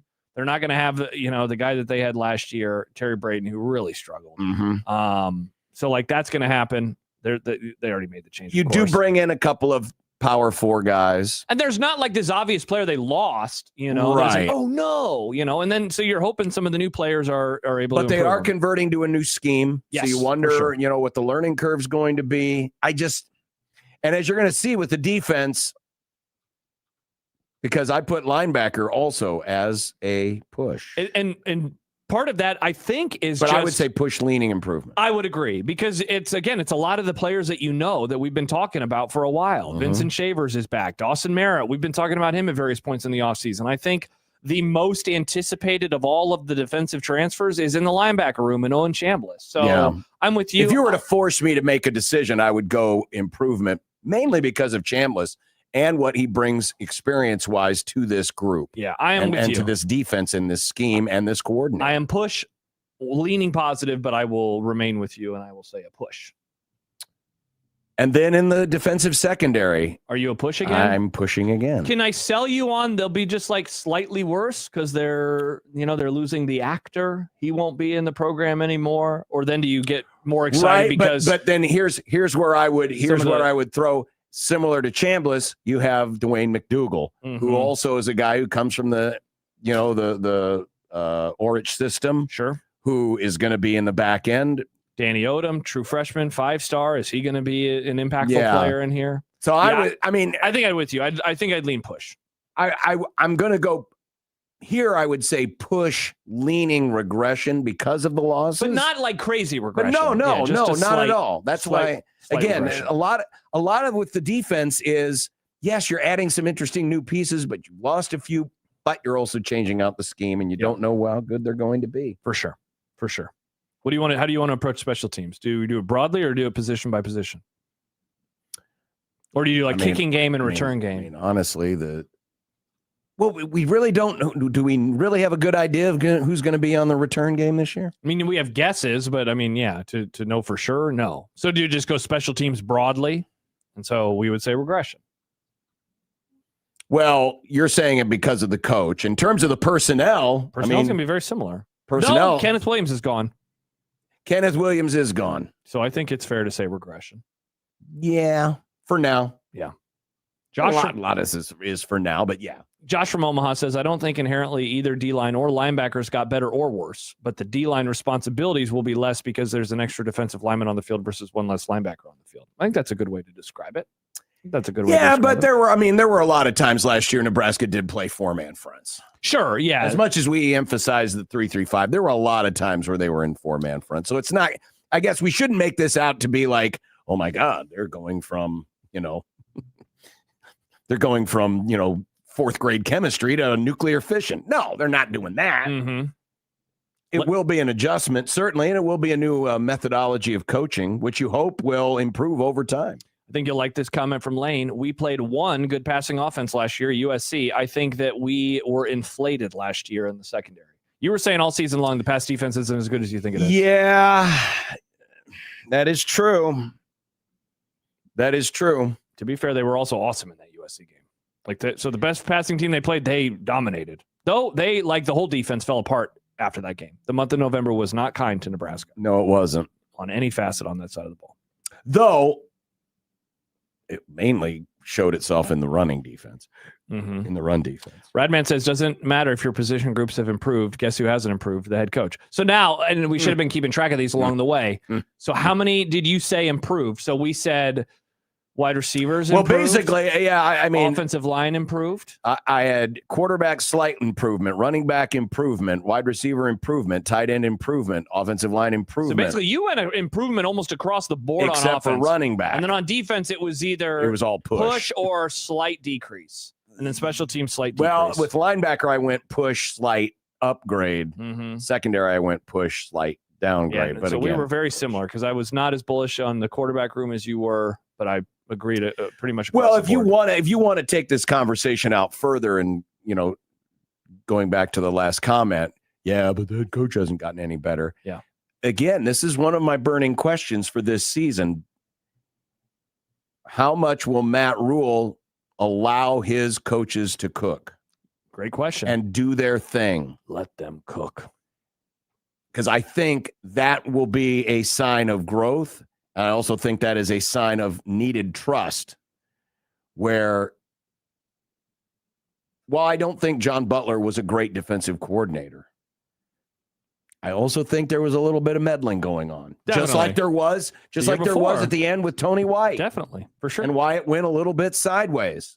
I think at some point you just got to say, let your guys just set the tone, set the agenda, and let your guys go out and do their thing. And, focus on other issues, focus on bigger picture issues. And I think if that happens, I think you will see some growth in the overall operation. If not, that's when you're going to get some deer in the headlights stuff. That's when you're going to get the panic on the sidelines that sometimes happens when, the bleep hits the fan. So, I mean, at this point, and if you want to look at the coaches as a whole, I would say it's a push, because you did lose a Mike Eckler. That's a downgrade. Definitely. But I think you may have gained a better defensive coordinator. Hope the coordinator improves, and then the offensive line, of course. And absolutely, I think you improved on the offensive line in terms of your coaching. Yeah, definitely. Which is a critical position. Yeah. So throw all of that together, I think it ends up kind of being a push. But I think, just like with all of this, there's room for growth. There's absolute room for growth. Farron just texted me and said, running behind. Geez, he did go to Taco Bell, didn't he? Well, this is perfect because we're running behind in this segment. All right. Well, we'll be back, and we'll see if Farron's ready to join us or not. Nice. Here on Unsportsmanlike Conduct in 1620 The Zone.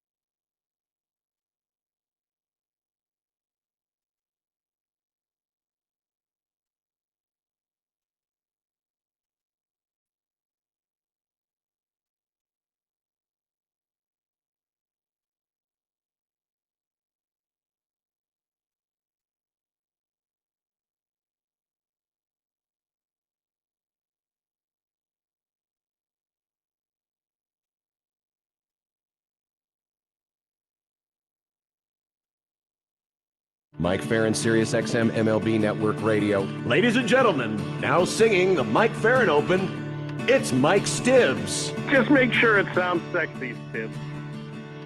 Lord Almighty, how can you stand Arizona? Your fair skin must be burning down into your absent soul. Mike, Mike, Mike, Mike, we can barely hear you. It sounds to me like you called us from inside a hole. But your phone calls lift me higher, like the ERA of Mark Pryor. Your hair looks like it's on fire. You're Mike Farron. Oh, it's Farron phone. Farron phone. Look how excited he is. Mike Farron. He looks like Nick. He does look like. Wow. Nobody needs to hear that, Josh. That's beyond the pall. He was sitting in the stream still, so I'm sorry. Hi, Mike. How are you guys? Great. How are you? Did you get the scoop on the trade deadline at this lunch shindig? Got any intel you want to drop our way? Well, no, I did not get much of a scoop on the trade deadline. I was having lunch with the great Jenny Kavnar, the A's announcer, who is one of my dear, dear friends. So A's are in town, and I hadn't seen her in forever, and so I get to have what I thought was going to be an hour-long lunch was an almost 2-hour-long lunch, which is a joy for me because Jenny is the absolute best. Those are the best lunches. You did skip the lettuce, correct? Mm. Yes, I did. I had an ahi poke bowl, which is a fish. Ooh. We love fish on this show. Oh, yeah, huge fan. Did you know John's afraid of seafood, Mike? I'm not afraid of seafood. I don't like it. I always thought John was on a strict seafood diet. I see food and I eat it. I know the joke. I know the joke. No joking here. Ohtani, the pitcher, has been shut down for the indefinite period. How long do you think this could go? And could the Dodgers be in that kind of a position where they can really play this one conservatively, maybe even keep him on the shelf until September? I mean, I think it sounds like he's going to throw on flat ground, maybe tomorrow? I think that was the day that they were saying that he was. So I don't know. I mean, I was in LA last weekend when he got scratched, and they were talking about him needing to have his knee drained, and he wasn't moving all that well. So it really didn't seem like much of a surprise to me. And listen, like the Dodgers are playing for October. They're not playing for the regular season. I mean, you know, you don't want to take anything for granted, but I think the odds are overwhelming that they're not going to lose an 11.5 or 12.5 game lead over the Diamondbacks right now. Like, I just don't see that happening. So their goal should be, if he's going to pitch again this season, to have him ready for the postseason. And they'll do whatever they need to take to get him ready for that. And I think that's probably Ohtani's goal too. But, you know, the good news is that he can continue to DH while he does this. So he's still going to perform. His bat is pretty important to a lineup that at times is look pretty old, and they are older. He certainly doesn't seem to be affected by the ravages of age right now, other than the knee issue. But I think that they probably will be pretty conservative with it. I mean, like, listen, like, Blake Snell's on a rehab assignment right now, but it's been months since he pitched. Like, I don't even think that they have Tyler Glass now on a full-blown throwing program with what was supposed to be an injury that would sideline him for 15 days with a back issue that he had. So, you know, they are very conservative with their guys because they know that the most important date to have their players ready for the first postseason game of the year. Mike, the Red Sox got to 14 in a row last night. They're going to try to tie their franchise record with the 15th in a row against Baltimore this evening. What about this do you think is something that is not sustainable, because they're not going to keep having a winning streak go on forever, but like, what is real about this that you're like, okay, maybe they can continue to stay in the mix? And what about it do you think maybe is a little bit of fool's gold? Because it is wild to see a team win 14 in a row and their run differential is still only plus 46. Well, I don't know. A plus 46 run differential gives them like the fourth or fifth best in the American League. So disagree to say that it's plus 46. Like that actually is pretty good where it's at. I mean, I would say that the thing that it feels the most real is that their pitching has been outstanding, and really that's been the case all year. They have a very good pitching staff, and it's just that in this stretch they have been virtually unhittable, right? It's an ERA under 2 since July 2nd, and it's double-digit strikeouts every night from their pitching staff, and their young starters have been very good. The bullpen's been excellent. So I think that's the thing that, number one, is the most sustainable because we've seen it all year. The offense is the part to me that is out over its skis because it's not been a good offensive team. Maybe they had a little bit of a market correction that was due to them to try and get back to being more competent. But I don't think that this is a particularly good offense. And it pains me to say that because their hottest hitter is the pride and joy of Lake Forest High School and Caleb Durbin, who's been unbelievable the last 40 games and clearly the greatest athlete that ever attended Lake Forest High School. In fact, he might be I'm now being told that he's the only one. No. Alan Bennis. We'll go Alan Bennis, too. Alan Bennis, yes. Yeah, Alan Bennis, too. So anyway, I think I think that their offense is not quite as good as what we have seen over the course of the last 2.5 weeks, where they're like third or fourth in the majors in runs scored. But their pitching is really good. That would be former Creighton Blue Jay College World Series Alan Bennis to you, Mike Farron. It would be. You're damn right it would be. I just talked to him this season. He's doing great. He's very that's awesome. Yeah, because this was my mom. This was the 35th anniversary of the College World Series team. Wow. That's incredible. That's nuts. It does. So it is nuts. His mom is an aunt. So they moved to Lake Forest when he was in high school. So Andy Bennis didn't go to Lake Forest. He went to high school in Evansville. But his mom was a piano teacher in town, and my mom is a private voice teacher. So my mom and Mrs. Bennis knew each other, but were not friends. But yeah, they're basically aligned in the same business, the same part of Lake Forest culture, let's say. Incredible. Well, yeah. Speaking of the Red Sox, so I mean, a couple of weeks ago, there were some trade pieces, the Aroldis Chapman rumors, all that other stuff. Now that the Red Sox have kind of played themselves into this, how much has this kind of turned the trade market on its head? I don't know that it's turned the trade market on its head. It certainly has positioned themselves better as buyers. I would really love to tell you that it's a sure thing, but even with 13 days to go until the trade deadline, I do think for a number of teams in this, it is still too early to tell. Oh my God! I'm not, listen, they certainly have positioned themselves as buyers, but the market is slow moving and nobody is going to make decisions until they have to, which also means if the Red Sox lose 8 of their next 10 and fall out of a wild card spot, that they may reconsider buying, right? So that, I think, is the problem that we have with so many teams in both leagues that are stuck in the middle, like that it's tough. Like, I'll give you this as an example. This is not the Red Sox, but it's another team that's on the outside right now, the playoff race, but close, that their scouts are actually doing work on what it would be like to sell at the deadline, even as their front office is telling people, well, if we buy, this is what we're going to do. And I think it's actually good planning on their part, right? They're ready to pivot either way if they need to. But that's the thing that just about all of these teams that are within 4 or 5 games of a playoff spot are right now, is that they're just still trying to figure out what happens if the other shoe drops.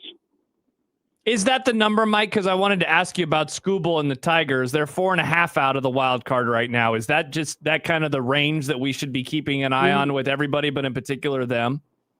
I don't think that there's a number that necessarily fits. I think and I would love to tell you it's just you got to feel the vibes. Yeah. But like with Detroit, they've been playing really good baseball since the beginning of June. They're in a division that has a lot of winnable games. They've outscored their opponents on the year. They're within 6 games of 500. There's a lot of signal in there that signifies buyer despite what their record is. So I would say it's more like that. So, Toronto's not very far behind them in the standings, and yet Toronto feels like a seller. They've been outscored by 50 plus runs. They I think are 30th in the league in runs scored. Right? Like there's just all these things that have gone wrong. And even though their records are pretty similar, there's nothing in the underlying that makes it feel like they're a team that should buy. And I think it's really dangerous to look at the standings and say, hey, we're, 2.5 games out, but we're getting waxed pretty, regularly, that we're going to be able to add enough impact to appreciably change our odds. Because the reality is most of the deadline deals that are done do not have a profound impact on your chances of making the postseason. It may improve your chances, and it may improve the quality of your roster, and certainly that it should improve your depth as an organization, which helps you get through the rest of the season and into the playoffs. But it's not like it's all of a sudden you can wave a magic wand if you're 6 games under and add one guy and it's a guarantee that you're going to take off. You need a lot to go right for that to happen. Talking with Mike Farron here on Sportsmanlike Conduct, Prairie Flower Casino Zone Hotline. Last night, the Reds took their chances with Cal Raleigh, walked the bases loaded in front of him, and then he hit a grand slam. Hell yeah, Cal. Now, big dumper. That's like the first big moment he's had since last October, it feels like. I mean, when you look at the numbers, where does Cal Raleigh's regression rate in terms of worst year-to-year drop-offs that you can remember? Oh, man. I mean, that's a tough one. I mean, it's certainly stunning, right? Like some of it is, so I was around him in the WBC, and it was clear that his timing was an issue, right? Like he was really grinding. And you may remember that there was a lot of criticism of Mark DeRosa for not playing him in the championship game of the World Baseball Classic because he's coming off this MVP year. Mm-hmm. But I think based on everybody that we talked to around Team USA, it was absolutely the right decision because he was not on time. And D-Row made a joke to us that he was like, hey, listen, he's like, I know I'm going to look like an idiot. He's like, and he's going to go back to spring training and hit like 5 home runs, and he's close and he's going to get there. And of course he hit a home run off the batter's eye, I think, his first game back in Mariners camp, but his timing just hasn't been there all year. And then he got hurt. And one of the things that I think is difficult for people to understand is if you miss a lot of time, let's say early in the season, right? Like you get hurt at the end of April, beginning of May, and you miss like 6 weeks. When you come back, you're basically like being dropped in the middle of the Indy 500 and you're starting from neutral, right? Like you've got to, all of a sudden you're trying to get up to speed very, very quickly. And that is not easy to do. You're getting lapped by everybody else. So I think a lot of Raleigh's struggles are because of, one, he wasn't in a great place to start the year timing wise, and he's got to manage 2 swings, right, as a switch hitter. And 2, then you've got this injury that helped to set him further behind the 8 ball. And he's probably not fully recovered from it and probably won't be until after, a month into this off season. And he's got the demanding position behind the plate as a catcher. And there's no way he was going to replicate next season or last season. And I'm sure he's probably trying to on every swing.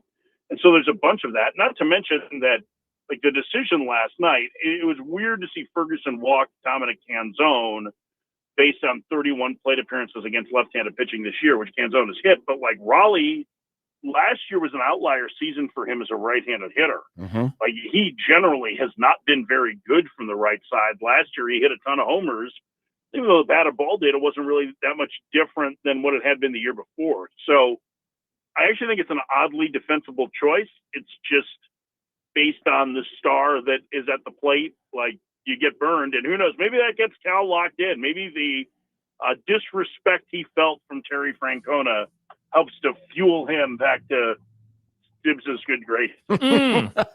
I mean, the good news is the Mariners are still in first place in that horrible division, but yeah. Oh, yeah. But man, I can imagine if you can get like, hell, 50% of Cal Raleigh from last year, how much of an improvement that would be.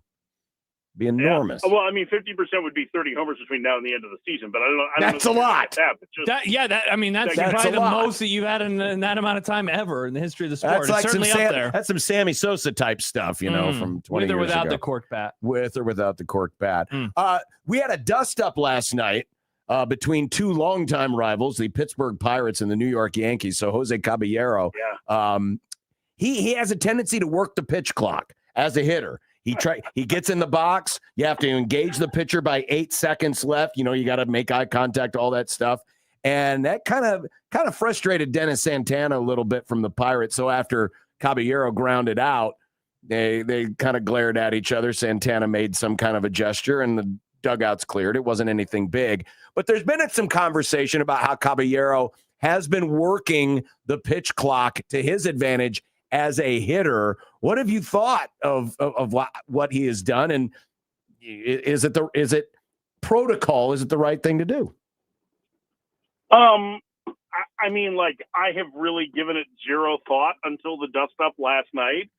And like, I watched this last weekend, Michael McGreevy get frustrated with a hitter and run the pitch clock down to 2 seconds after he stood on the rubber for 8 before delivering a pitch, to try and mess with their timing. So why shouldn't the hitter do it? Like, I mean, I understand Santana's frustration because he wants to get it and go, but he's also trying to dictate the tempo, and that's one way that hitters can do it. So I don't see any issue with it. I don't even think it's gamesmanship. I think it's probably pretty smart on Caballero's part. It certainly got under the skin of Santana, and if it's getting under his skin, I can't imagine that he's the only pitcher that it does. And does that give Caballero an advantage? Maybe. And if it does, more power to him. Amen. Mike, maybe an odd question. And so if you don't want to answer it, I totally understand. But we, well, now you're going to feel bad. Awkward too? No. Here we go. Awkward question alert. Because I wanted to ask you about Carl Ravitch, because for someone of my generation, growing up in the summer and you're staying up late, and I was lucky. We were lucky enough in our basement. We had a TV that we could play video games on, but we also had this old TV that was hooked up into whatever, cable or direct TV and satellite. And so often in the summertime, my brothers and I, we'd all be in the basement, we'd be playing video games, and the other TV would be on ESPN, which at the midnight hour was most of the time Baseball Tonight. And so Carl Ravitch, among many voices, I always have viewed him as like this weird voice of the summer to me, even if baseball was never my first love. But Baseball Tonight was a show that I really enjoyed. I don't even really know what I'm asking here, but the news coming out of yesterday, not to mention, of course, around here we know him. He's been the voice of the College World Series for close to a decade. Yeah, maybe been a here decade. for a while. I think he followed Mike Patrick. Yeah. I just wonder how the news landed to you, given we have seen ESPN really change how they have covered Major League Baseball from when I was a kid until right now. And I think that you kind of saw that with his career. So, I mean, there's two different things at play there, right? So let's talk about Ravi first, because, I've been fortunate to be a colleague of Carl's for the last 4 years. And I've known him longer than that. And he has always treated me extremely well. I've always found him to be a really warm, engaging guy. I've enjoyed spending time with him. I am really sad for him because I know how much he loves baseball and how much ESPN meant to him over these 30-plus years. And I know how many people, cherish the relationships that they have with Carl. So I'm really sad for him. I mean, to your point, like, Baseball Tonight was such a hugely important part of so many of our youth, right? Like, that was like, I didn't have cable growing up. Like, I lived in a town that did not have cable. And so, like, when I got to college, getting cable to be able to get ESPN so I could have Baseball Tonight was a big deal. And Carl was a huge part of that. Carl and Steve Berthiaume and, those guys that were the anchors for Baseball Tonight were important and important voices. And so it's incredibly sad, right? Like, that this happens, and what a remarkable run that he's had, 33 years? Like, that's incredible. From the way ESPN has changed in the way it covers baseball, there's an entire television network that does Baseball Tonight multiple times a day, essentially. And I think as much as ESPN gets blamed for, and again, like, feel free to scream biased, because I do work there, but I think that there probably are some programming reasons why the coverage has evolved over the years. Because I think if everybody was still watching Baseball Tonight would have continued. And I think the access and the way that we are able to consume highlights, to consume analysis, how many platforms there are for analysis, probably has pushed that more to the side. And so it makes it feel like ESPN doesn't care about baseball as much. You know, even after this opt-out last year that changed the complexion of Sunday Night Baseball and, got ESPN ended up with the rights to MLB TV stuff, ESPN is still running the same number of Major League games, 30, and they're still doing ESPN radio. And I can say this with 100% certainty because I know him because he's my boss there for college baseball too. Scott Gustafson's care for baseball is significant at ESPN. And I think what you are going to see is as the television landscape evolves, Major League Baseball needs to have ESPN as a partner. And I think what you're going to see is, and to really make this schmaltzy, a phoenix rising from the ashes. But no, I think you're going to see that there is a commitment to MLB. It's going to look different. It already does look different. But like Jeff Passan has launched a pretty massive podcast that has huge backing from ESPN. You know, the Baseball Tonight podcast is every day with Buster Olney, right? Like there are different avenues to consume it that I think ESPN still cares about baseball. It just doesn't have the same inventory that it had 20 years ago. And a lot of that is because of the evolving landscape. You know, we're not that far removed from, heck, I remember in the last 15 years, the Reds didn't televise every game. Like there were days that this is a true story. This isn't that long ago where MLB Network would do an MLB.TV stream of Reds Day weekday games so that there was a broadcast of their game. Of whether the visiting team was doing it or not. This is since I've worked at Sirius, and certainly within the last 15 years, if not within the last 12. So everything has changed a lot, and because it's baseball and nostalgia is hugely important. I don't know that we have necessarily evolved our thoughts with it, but I do think the bright days are ahead for baseball and ESPN. And specifically Major League Baseball. I know they get criticized a lot for the college stuff too. I mean, heavy lies the crown, televise every conference except for the Big Ten. And like every conference basically every conference has their home games available through the app. So it's not that baseball doesn't matter to ESPN. It's not that Major League Baseball doesn't. It's just the reality of the modern era is that the shape of it has changed. And I think what you will see is it will continue to be a big part. And like, when the TV rights deal comes up, ESPN's going to be a major player in that. And don't be surprised if the World Series is on ABC at some point, if it bounces around between networks, because that's how much Disney and ESPN care about Major League Baseball too. Mike Farron, Sirius XM, MLB Radio. All right. Well, your phone made it. I'm stunned. There was a cutout early, Mike, and I was like, oh boy, here we go. And then it was great. I want you to know that I actually am using a carrier pigeon for this. That's really remarkable technology. Well, this carrier pigeon really mimics your voice well. It does. It does. It's an impressive talent. Yeah, he does a great job. Yeah. All right. Safe journeys. We'll talk to you next week. Bye, Mike. Thank you. Yeah, I'll be in. Where will I be? Pittsburgh. Oh, Three Rivers. Guarantee it'll rain. Mike Farron joining us via the Prairie Flower Casino Zone hotline. Nice. All right, when we come back, it's 100 days to college football. Hell yeah. Super hot take market. Ooh, it's spicy. Steve Sipple. Whoa, lots of stuff. And more. We are here for you every day.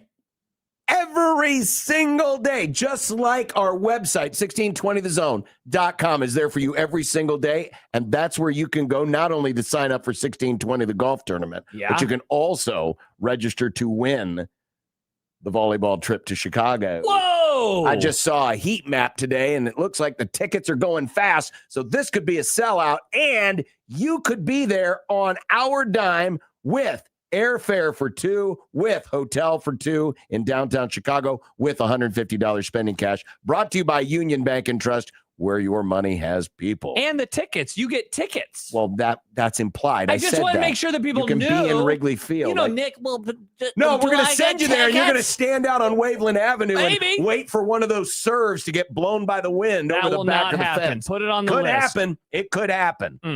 Go register right now. Hi, everybody. Harry Carey here. Oh, now you can register because we heard the drop. Oh, I see. Road to Wrigley sweepstakes brought to you by Union Bank and Trust, 1620thezone.com.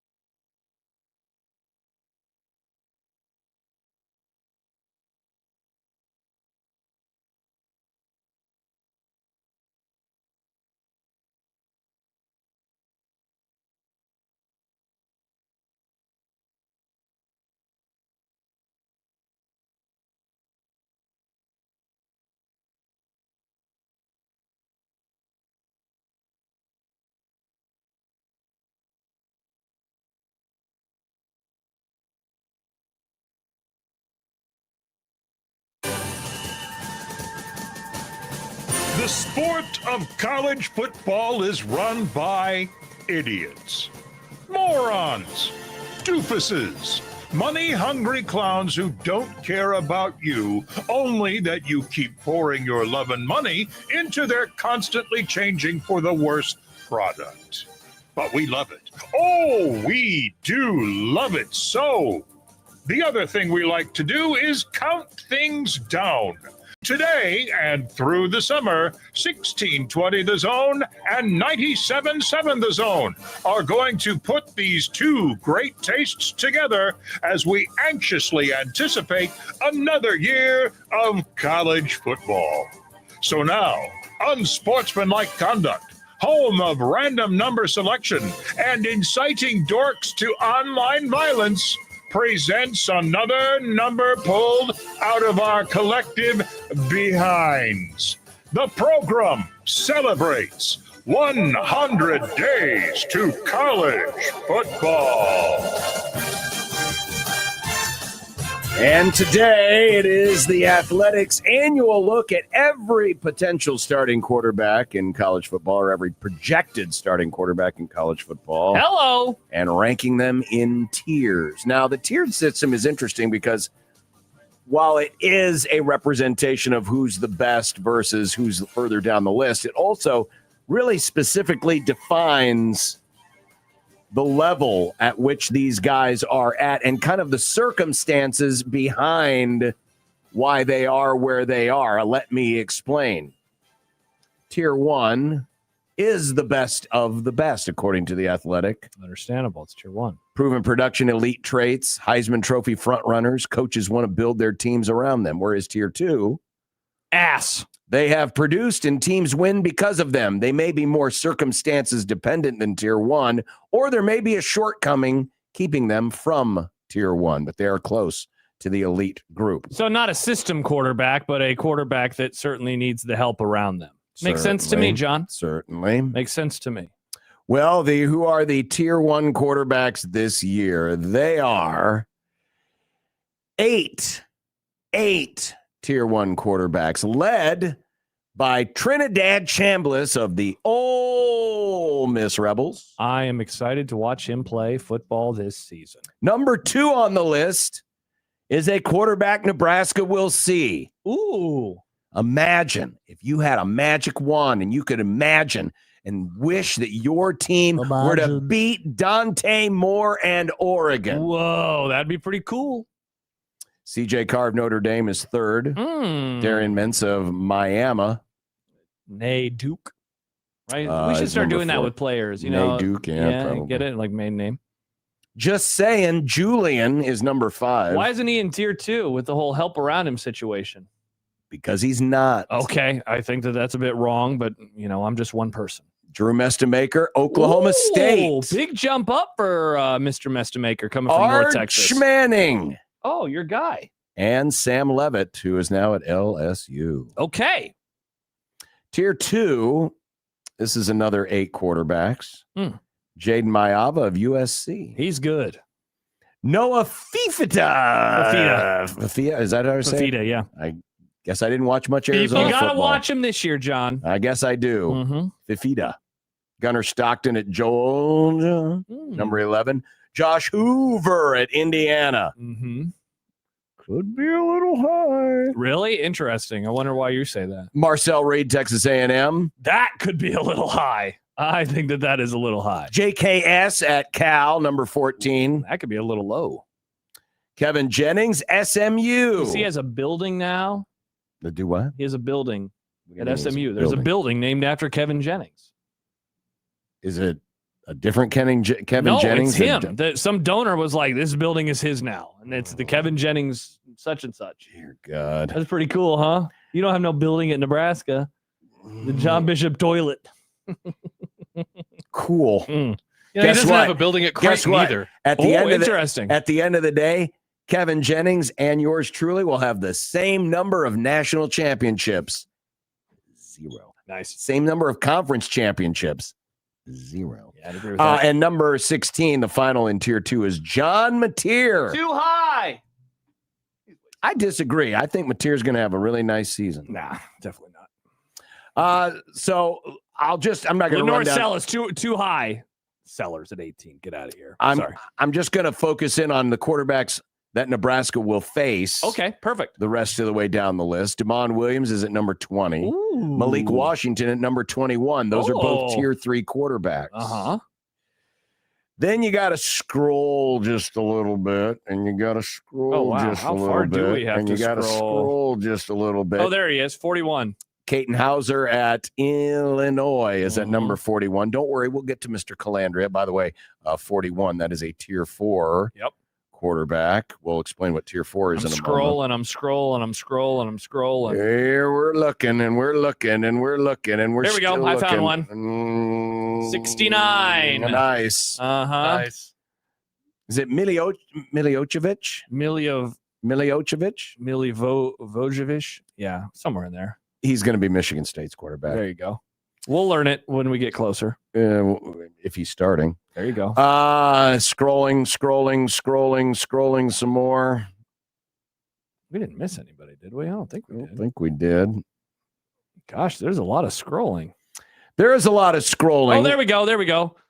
106. At number 106, Jeremy Hecklinski. Imagine if you had a chance to pick, hey, I could pick a win over the number 2 rated quarterback in the country and his team, or the number 106th rated quarterback in his team. 106 of for course, me. the idiots would pick 106. By the way, I did look this up earlier. Yeah. And Dylan Lonergan of Rutgers is right behind him at 107. So there's a couple of Nebraska opponents. Okay. Hecklinski is the 4th lowest rated Power 4 quarterback on the list. By the way, 3 of the quarterbacks are Big Ten quarterbacks because Ryan Brown at Purdue is number 111.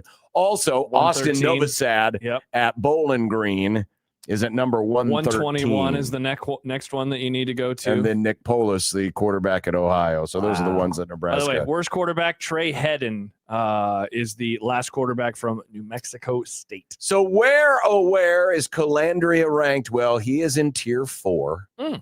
Just 2 spots ahead of Caton Hauser at number 39. So what is tier 4? Well, tier 4, according to The Athletic, some of the stars of tomorrow, like inexperienced quarterbacks who coaches believe in but lack a proven resume.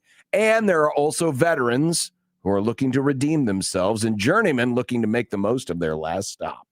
And perhaps that is him for Nebraska. By the way, speaking of the guys looking for tomorrow, Kenny Minchie. Oh, where was Minchie? He is 34. So a little bit above where Nebraska's guy is. And by the way, in tier 3. He's also in tier 4. He's in tier 4 as well. There you go. I saw Bigelow asked a question of where was Malik Washington. He was 21. Yes. So we mentioned him. He's right behind Damon Williams at 20. Did you mention Dylan? Dylan's not on this list, Nick, because this is starting quarterback. And Dylan Raiola is famously a backup. Remember when he was a starter? I do. That was he is backing up the number 2. Year. I would be curious to see where they would have Dylan if he were back at Nebraska. He would probably be. Well, last year he was 40. I bet he would be in that same range. I bet he would be in. Why would he be any higher? Or were you going to say why would he be? Well, I'm looking at it from the literal definition of how they rate these tiers. For example, tier 3. Mix of proven veterans who may not check all the elite traits, rising up and comers who have bright futures, players who have elite traits, but have not consistently played to their physical potential. He kind of sounds like he fits in there. Yeah. If he were back and starting at Nebraska. But Avery Johnson is also returning, and he's 37. So I feel like he could be right in that. What about his dad? He's a center, Nick. Was a center. By the way, overrated Bryce Underwood. Poodle. 31. He might be the 31st best quarterback on his team. Get out of here. Bryce Underwood stinks.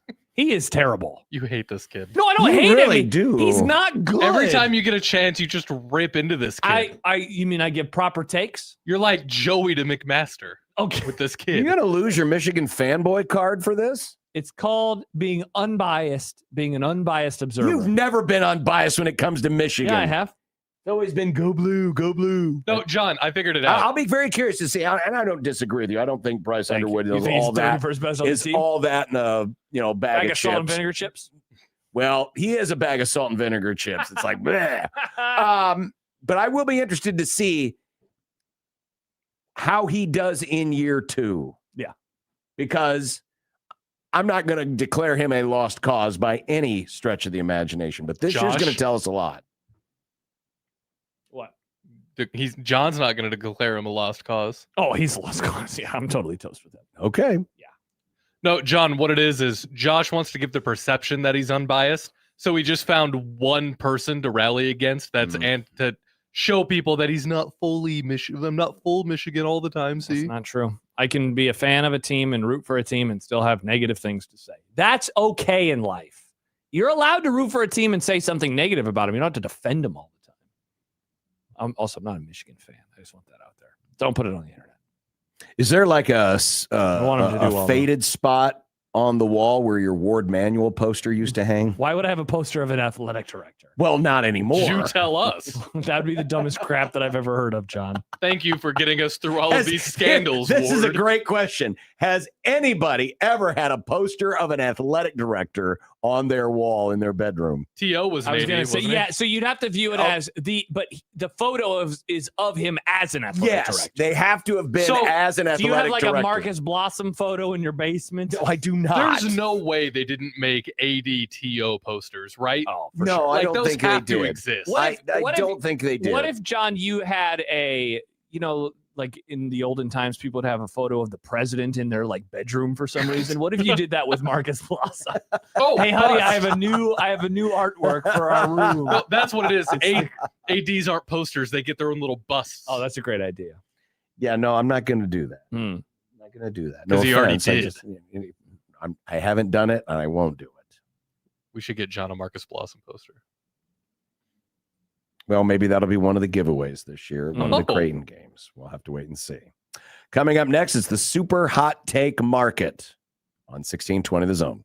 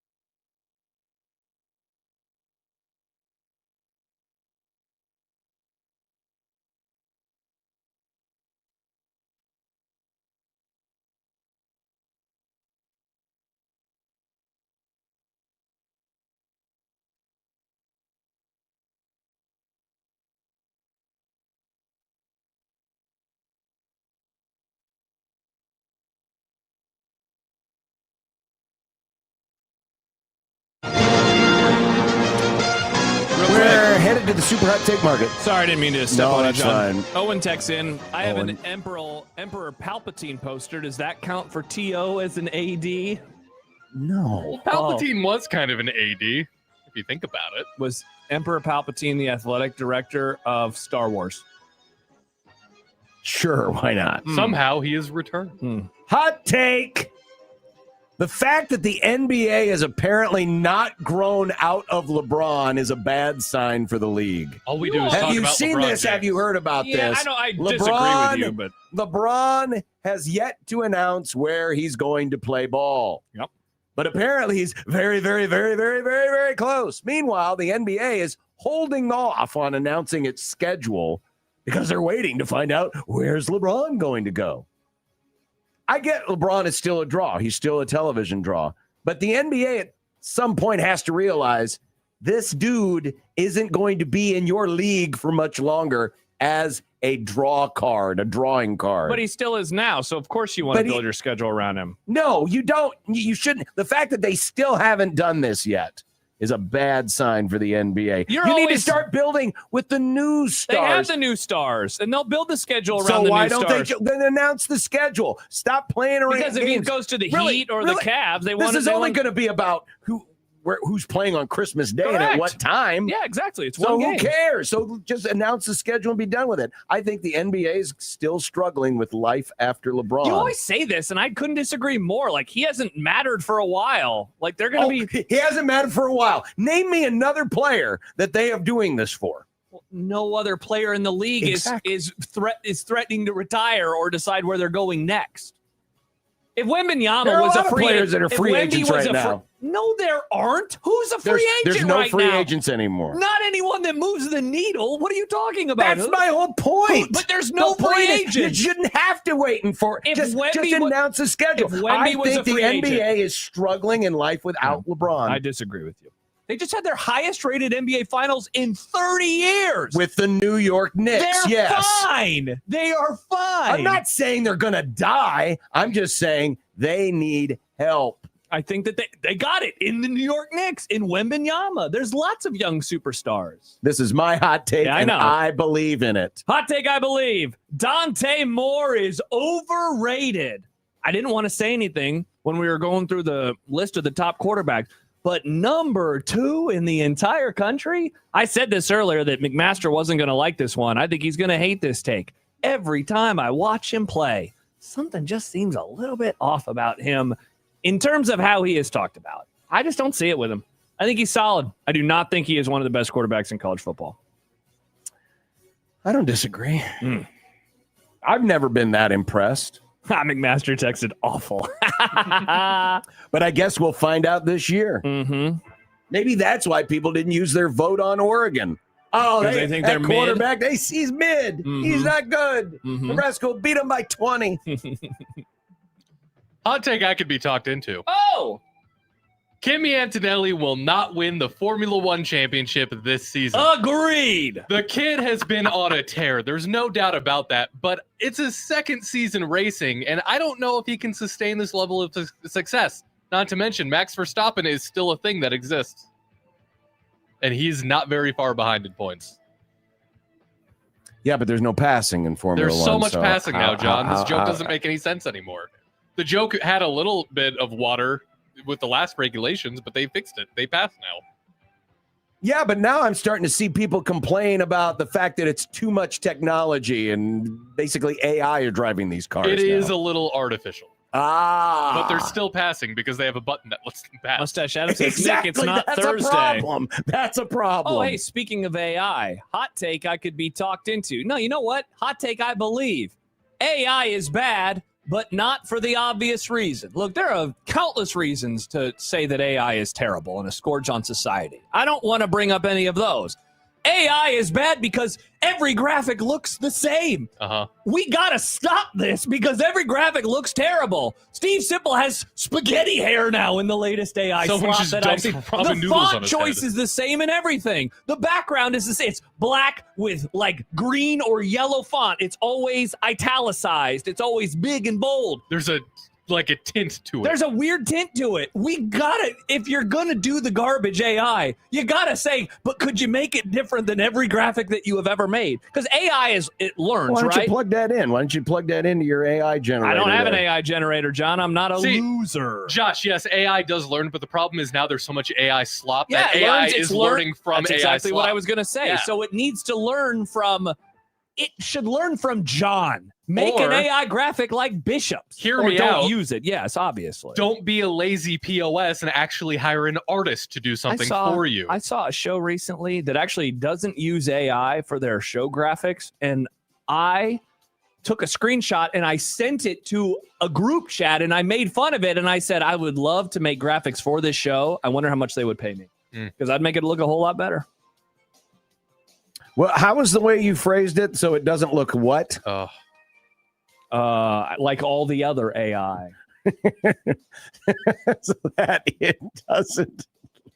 Seriously, all AI graphics look the exact same. You all know what? of them. I do have an AI related hot take. I think it's good for certain things. It could be a great tool to help people as a tool, but you shouldn't use that as your solution. If you have a question, don't AI it. Do research. McMaster So says, I typed in, can you make a graphic of Josh Peterson of 1620 The Zone so that it doesn't look like all the other AI graphics? yeah, and what did it come up with? And so they came up with something that looked like a cartoon, and that does not look like Josh. Hey, at least it looks different. Well, yeah, it does look different. Unfiltered and local. By the Yes. way, We are a little filtered. McMaster says apparently 3,600 yards, 72% completion percentage, and 30 touchdowns doesn't pass the eye test for unsportsmanlike conduct. Insanity. For the record, that was just me. John didn't agree. Oh, wait, I guess you did kind of agree with me on him. I mean, dude, 3,000 yards in 3,613 games? That's like not that impressive. No, they played 14 games last year. Get out of here, man. Yeah, they played 14 because they did not play in the conference championship game. Yeah. And then they played in 2 playoff games. That's 257 yards a game. Ooh.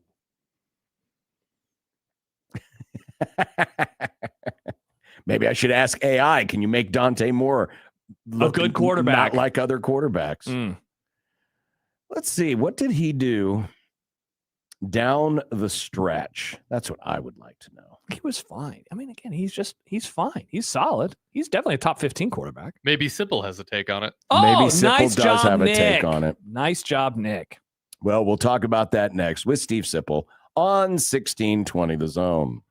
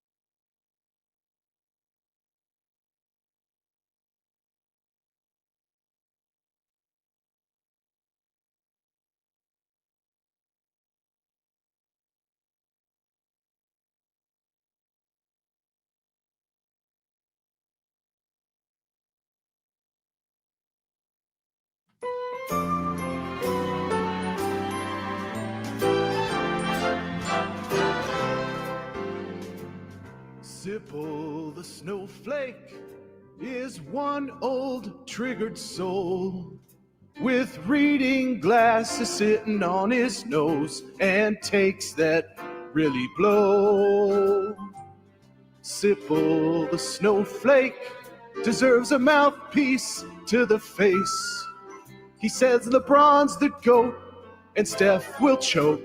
Then he runs to his safe space. Hey, we gotta be careful here. He tells us when we speak. But when 10 games air in a day, he thinks that's too many. Oh, Sipple the snowflake says words like mature. He's a blogger now and an honor too, and also really old. Steve Sipple, how you doing, my friend? I'm doing fine. How are you? Good. Not bad at all. The weather got cooler today. You can go outside and it doesn't feel like you're being smothered by a warm, wet blanket. Big Ten Media Days are next week. Yeah, I mean, no one cares about that. Sipple does. Do you, Sip? Do you care about Big Ten Media Days? I mean, yeah. I mean, yes. Not as strong of a yes as I was expecting. 3 yeses in that answer, ladies and gentlemen. It seems like a lot with Lollapalooza right across the street, but it'll be good. Yeah, sure. Sure. All right. That is a ringing endorsement. We need that, when they put the commercials up in Chicago. Hey, Jonas, for Big Ten Media Days. Yeah, sure. Hey, I got a serious question, Sip. What is the storyline for Rule and the Huskers? Is it like the running back room? Like what's going to get the most run next week? Because there is the newsy component with the Mekhi Nelson, situation of what's going to happen there. Tyke Hayes' additions. Like there's actual news. Is that the storyline or something else? I guess it is. There's nothing major, right? Yeah. I was talking to my colleague Sean Callahan today, and he noted Rule hasn't been interviewed in any sort of organized media setting for 5 months. It was one time in 5 months. March 28th was the last time. Wow. But I know. On the other hand, there's not that much to ask him about. I mean, it's right. I mean, you tell me. There's nothing. Now the running back angle it's pretty good. It's not great, but it's good. That's probably as good as it gets. Honestly. Why? Because there's no injuries we're worried about, right? There's not been, other than Mekhi Nelson's situation, which charges were dropped, there hasn't been anything like that. I mean, so that's why it's interesting. That's why I'm kind of like, you know what you can do though too. You can ask him the big picture. Yeah, for sure. Like maybe a response to what SEC coaches said this week, one in particular, or response to what, now I'm stretching, like what Narduzzi said at ACC Media Days. The ACC is better than the Big Ten. Again, stretching. I mean, you're really stretching.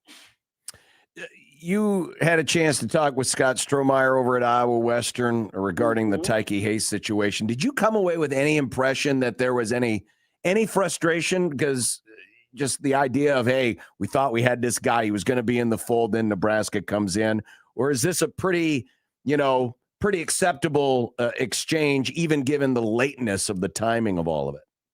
Yeah, no, I know Scott pretty well. And I didn't. We had a long conversation. I did not detect frustration. I did. Now, some people have suggested he was being passive aggressive with me. I didn't detect that either. I mean, it's not an ideal circumstance to lose for Iowa Western to lose it. He was their pure number one. I mean, he was definitely easily their number one running back. So it's not perfect, but in that line of work, tell. I mean, it's happening all over the country up to a certain degree, right? And it definitely happens at the JUCO level. No, I don't think he was that. He has 3 other guys. Again, not as good as Kiki Hayes, but no, I didn't think he was like that. Sip, your guy there at Husker Online, Sean, he I don't know if made waves is the right term, but he certainly, I would say, was pretty bold last week when he said that he thinks he's going to be a 100-yard rusher in one of the first few games of the season. And I know the competition stinks, so it's not like we're going out on a limb in terms of that. But like, do you think the expectation is from inside the program that he is able to compete at that high of a level for either a starting job or at least a role on the team that would warrant him becoming a 100-yard rusher in one of those first few games? I get it as I think you get it as a backup. I don't know that I regard Kiki Hayes as a major threat to come in and be number 1. Now, I've said that he's got a shot. I mean, his resume would suggest that. Everything Strohmeyer told me would suggest that, except for the pass catching part. He's not a natural pass catcher, but he's a very good blocker. He's very good passer. He's very good in pass protection. He's a natural runner.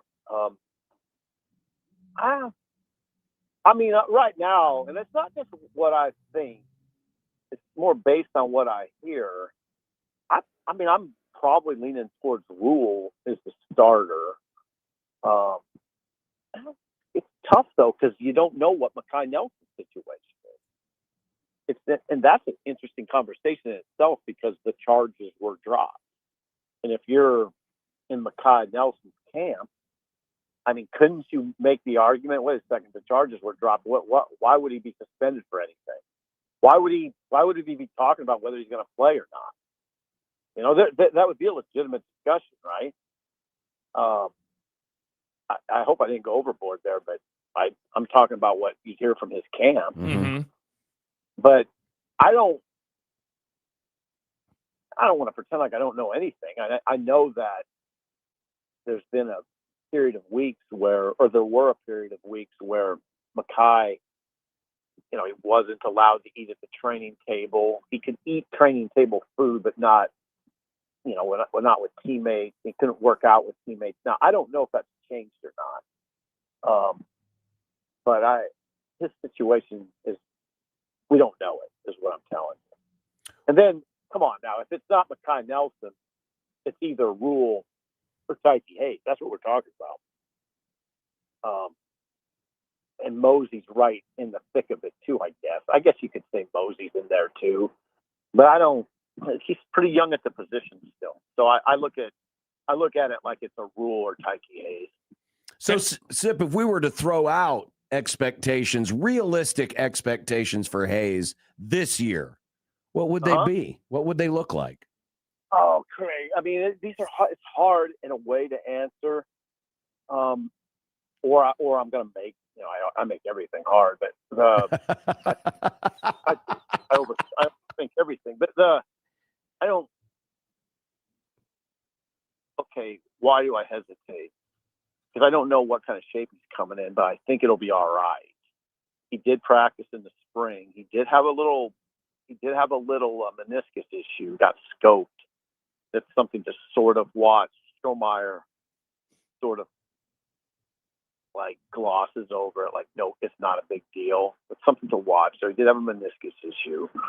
So he got held out of the Iowa Western spring game. Okay, so what's his mindset coming in here?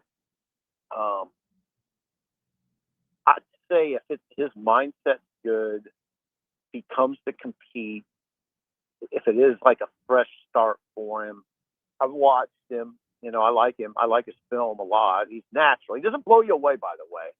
He's not that guy in film. He doesn't blow you away with, like, even at the JUCO level. He's not running away from guys for a 70-yard touchdown, even at the JUCO level. He's got good functional running back speed. I think you could get 600 to 700 yards out of him this year. I'd like to think that. But I'd say if Mekhi's not in the picture. Mm-hmm. Sip, you were asked, moving away from this, you were asked in the Husker Online chat that you guys do with your subscribers on Tuesdays. You were asked today, what is something that is a concern of yours about the football team that no one seems to be mentioning? And your response was one that I agree with, because you said going from a veteran special teams coach to a special teams coach with virtually no experience running the big room. Right. John and I've talked about it on and off over the last few weeks in particular, but I do not think that this is being discussed as much as I think it should be. Is it just because it is special teams and there are 10 to 15 special teams plays a game versus, upwards of 60 or 70 offensive or defensive snaps, and so that's why it's not getting as much run? Is it something else? Why do you think that we're not talking about this enough? Because I'm with you. I think Rule did a good job of selling it in the spring, right? I think selling the changes. What you said, special teams tend to get overlooked anyway, right? They don't get overlooked. Not here when they're terrible. Well, yeah. It was because they were terrible for a period. Yeah. So they weren't getting overlooked. Then they got righted, and now they're sort of overlooked again. But I can't. I mean, if you go from, I don't know, you got to kind of take the acrimony and take your feelings out of it. Like, take the feels out of it. You're going, because there's feels, right, about Eckler. There clearly was with Rule and Eckler. There was some, it got kind of weird. So I take that out of it, though. Take all that crap out. You're going from a 54-year-old experienced special teams coach who specializes in it. That's what he's doing late in his career. He's not coaching. He did want to coach a position, but yes, famously he did. Yeah, famously. But I mean, here's what I'd say about that. And I speak with authority on it because I know Mike really well. I think it was more about he just thought it needed the help. He just thought the defense needed help. It was not his I don't think it's his preference necessarily to do that. But I think if he sees a situation where there's a defense needs that much help, then I feels like I need to step in, or I don't even know if I want to be here, because of what could happen. So getting back to specials, he runs a room. That's the thing. I don't think people look at that enough. You're operating a meeting room with a lot of players in it every day. It's a big part of the day in a football program. In some cases, it's the first. I don't know if Rule does this, but in some cases, and I would say in many cases, it's the first meeting of the day. It's a tone setter, and Eckler set a very good tone. So I don't know. Maybe Maher will do that. It's not really his personality to do it. I don't know. I mean, Rule said these new guys will take what Eckler did, and just implement it, which I'd say is way easier said than done. But we'll see. I mean, I hope they're good. I mean, I just wonder about it.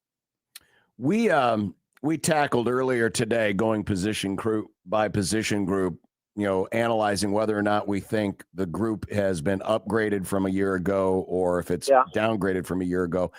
We don't have to go group by group, but I am curious if there's one that stands out to you as, oh, this group is definitely better than where they ended last year. And if there's one this one definitely is not as good as it was last year. Okay. That's a good one. Well, I think you've got to say the offensive line. You would think, and again, not just because I read the bios of each of the new guys, Babalad, Mubenga, and Black. It's not that. It's that combined with what you hear, sort of confidence expressed in those guys. I think the offensive line will be better. You're going to see like more counters. It's going to be, I think it's more athletic. It's going to get out. You're going to see those big boys get out in the open field, lock down field more. So yeah, that one I'd say is fairly easy. I mean, maybe the receivers weren't like the receivers were bad last year, but I think they're going to be. I think now that room is very strong, and I've been saying consistently, I think the receiver room is stronger than I think it's the best unit on offense, but I think, but at the same time, I think the offensive line, the improvement will be more profound. Does that make sense? Mm-hmm. Okay, and then the what do you pick one where you think it obvious regression? It feels like a regression. Yeah, obvious regression.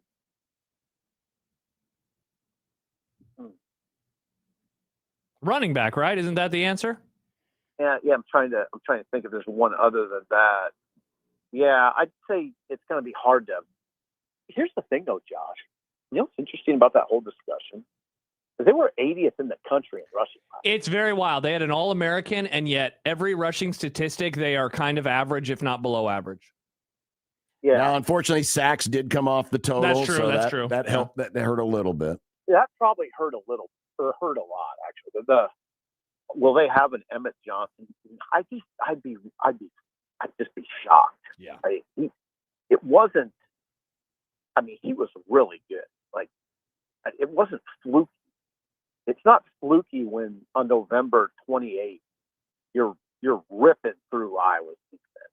That's not fluky. That's just that's a very good running back. So yeah, there'll be a drop off. Well, the other part of it too is while Emmett was 4th in the country in rushing yards, a lot of these other teams had backups that also had decent seasons. And Nebraska, obviously, it was him. The lion's share of their running was all on Emmett. So you had a couple of things really working against them.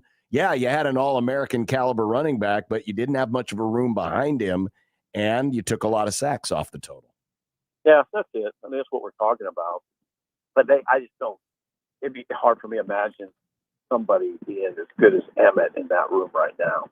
Hey, Sip, you said what you did about the offensive line. I don't think you're going to get an argument here with John and myself about their ability to improve. If we are all wrong, if the collective us is wrong on the offensive line, and let's move injuries out of the picture, that's not the reason why. Like, what is the reason why? What are we over our skis about with the offensive line if that ends up being a group that doesn't improve like we're expecting it to? What did you say? Other than we're just wrong? That we're overrated. Yeah, like why would we be wrong? Why could we be wrong about the offensive line? Because collectively, I do think we all agree that they're going to be much improved. So if injuries isn't the reason, what would be is it just like they're not as cohesive as we would expect, given that there are 3 new transfers coming in and maybe that's easier said than done? Is it Pritchett doesn't take a step forward, like something else?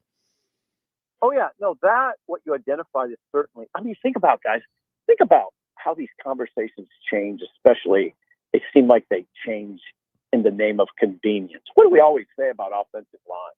We always say, God dang it, they need to grow together. Yes. It's like, it's 5 guys like a basketball team and get them playing together for 2 or 3 years. That's the optimum way to do it. Now we just sort of, and have a coach that has those guys for a period of years. So there's continuity. We used to say continuity around here all the time. Yes. And now that concept just gets thrown out the window. We do it very casual, right? Like in fact, we kind of do it. It's almost odd to the way it happens.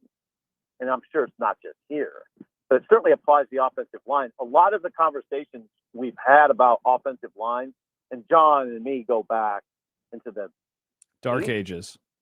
Yeah, well, they weren't dark ages. They were great ages. I meant in terms of bright and the Bronze sunny. Age, the Bronze It was Age. wonderful. It was an old joke. It was great. We used to say it all the time, but they don't have any changes on the staff.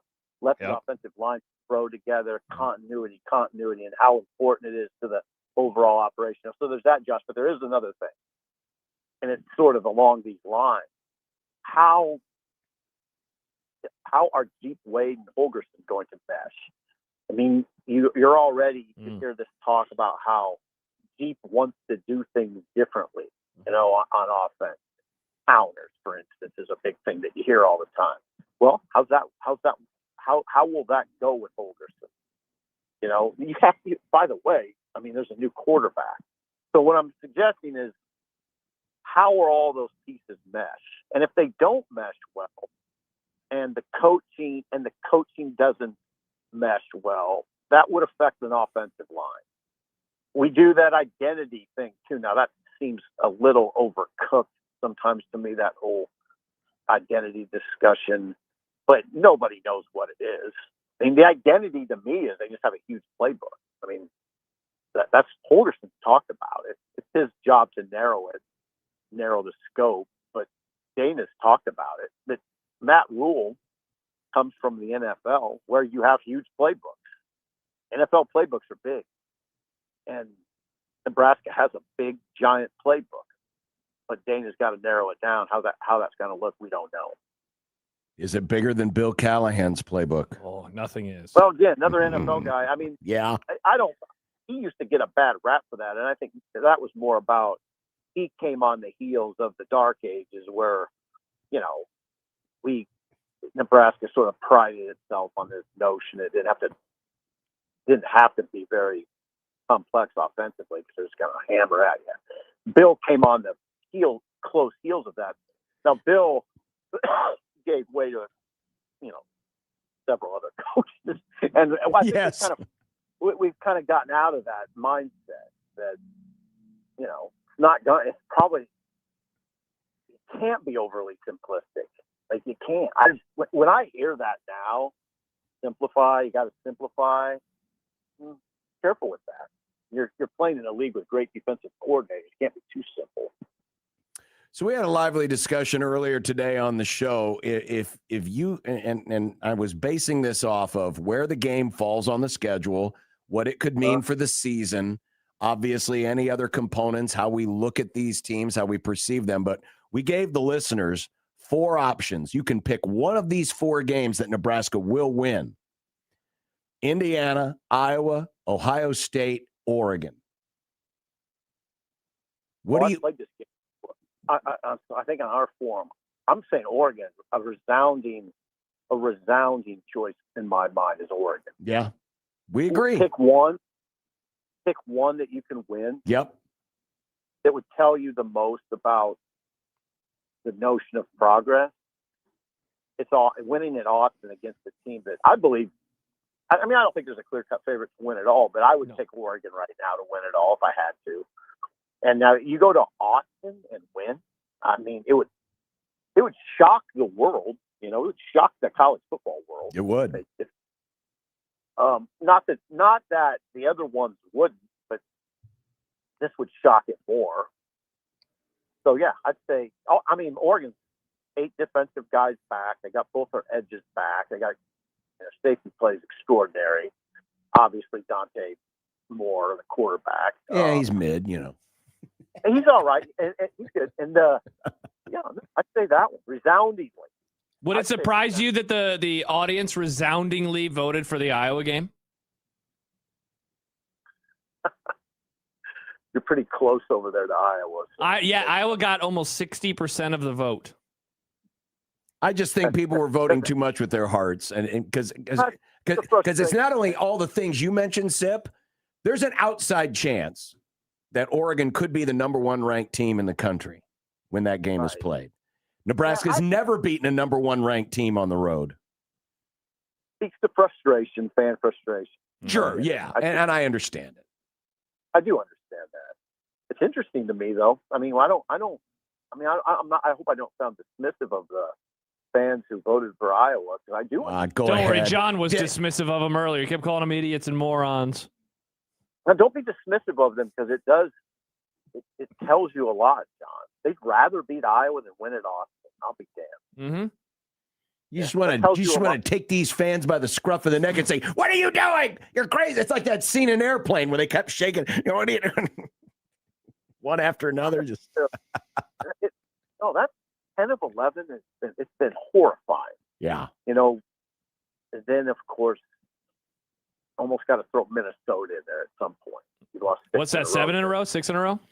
It's 6 in a row, which is unbelievable. And I was looking at the other, Illinois won 4 or 5. I mean, it's a lot of stats you'd never imagine. There are 2 all-time losing streaks in conference that Nebraska is having to deal with right now. Ohio State's at 8. That's the 3rd longest of all time. And Minnesota's tied for 5th with 6 in a row. Now they can't end that this year unless they play in the conference championship game. Yeah, definitely. I mean, Bush was talking about today, Bill Bush on our show. If you said Northwestern's lost 6 in a row to Minnesota, you'd be like, no way, right? You would, Mm-hmm. right? Yeah. If you said Northwestern's lost 10 of 11 to Iowa, you'd say, no, there's no way that's happened, right? So, yeah, that's what we're looking at. It's really very frustrating. It's weird. I have all these different little lists that I've kept track of over the years, and I look at the longest conference losing streaks, and then I look over at the conference winning streaks. How Nebraska ran Kansas off the field 36 years in a row. Good. And Kansas State 29 years in a row. Oklahoma and Missouri State. and Oklahoma State 24 years in a row. And Colorado 18 years in a row. I mean, it's just insane.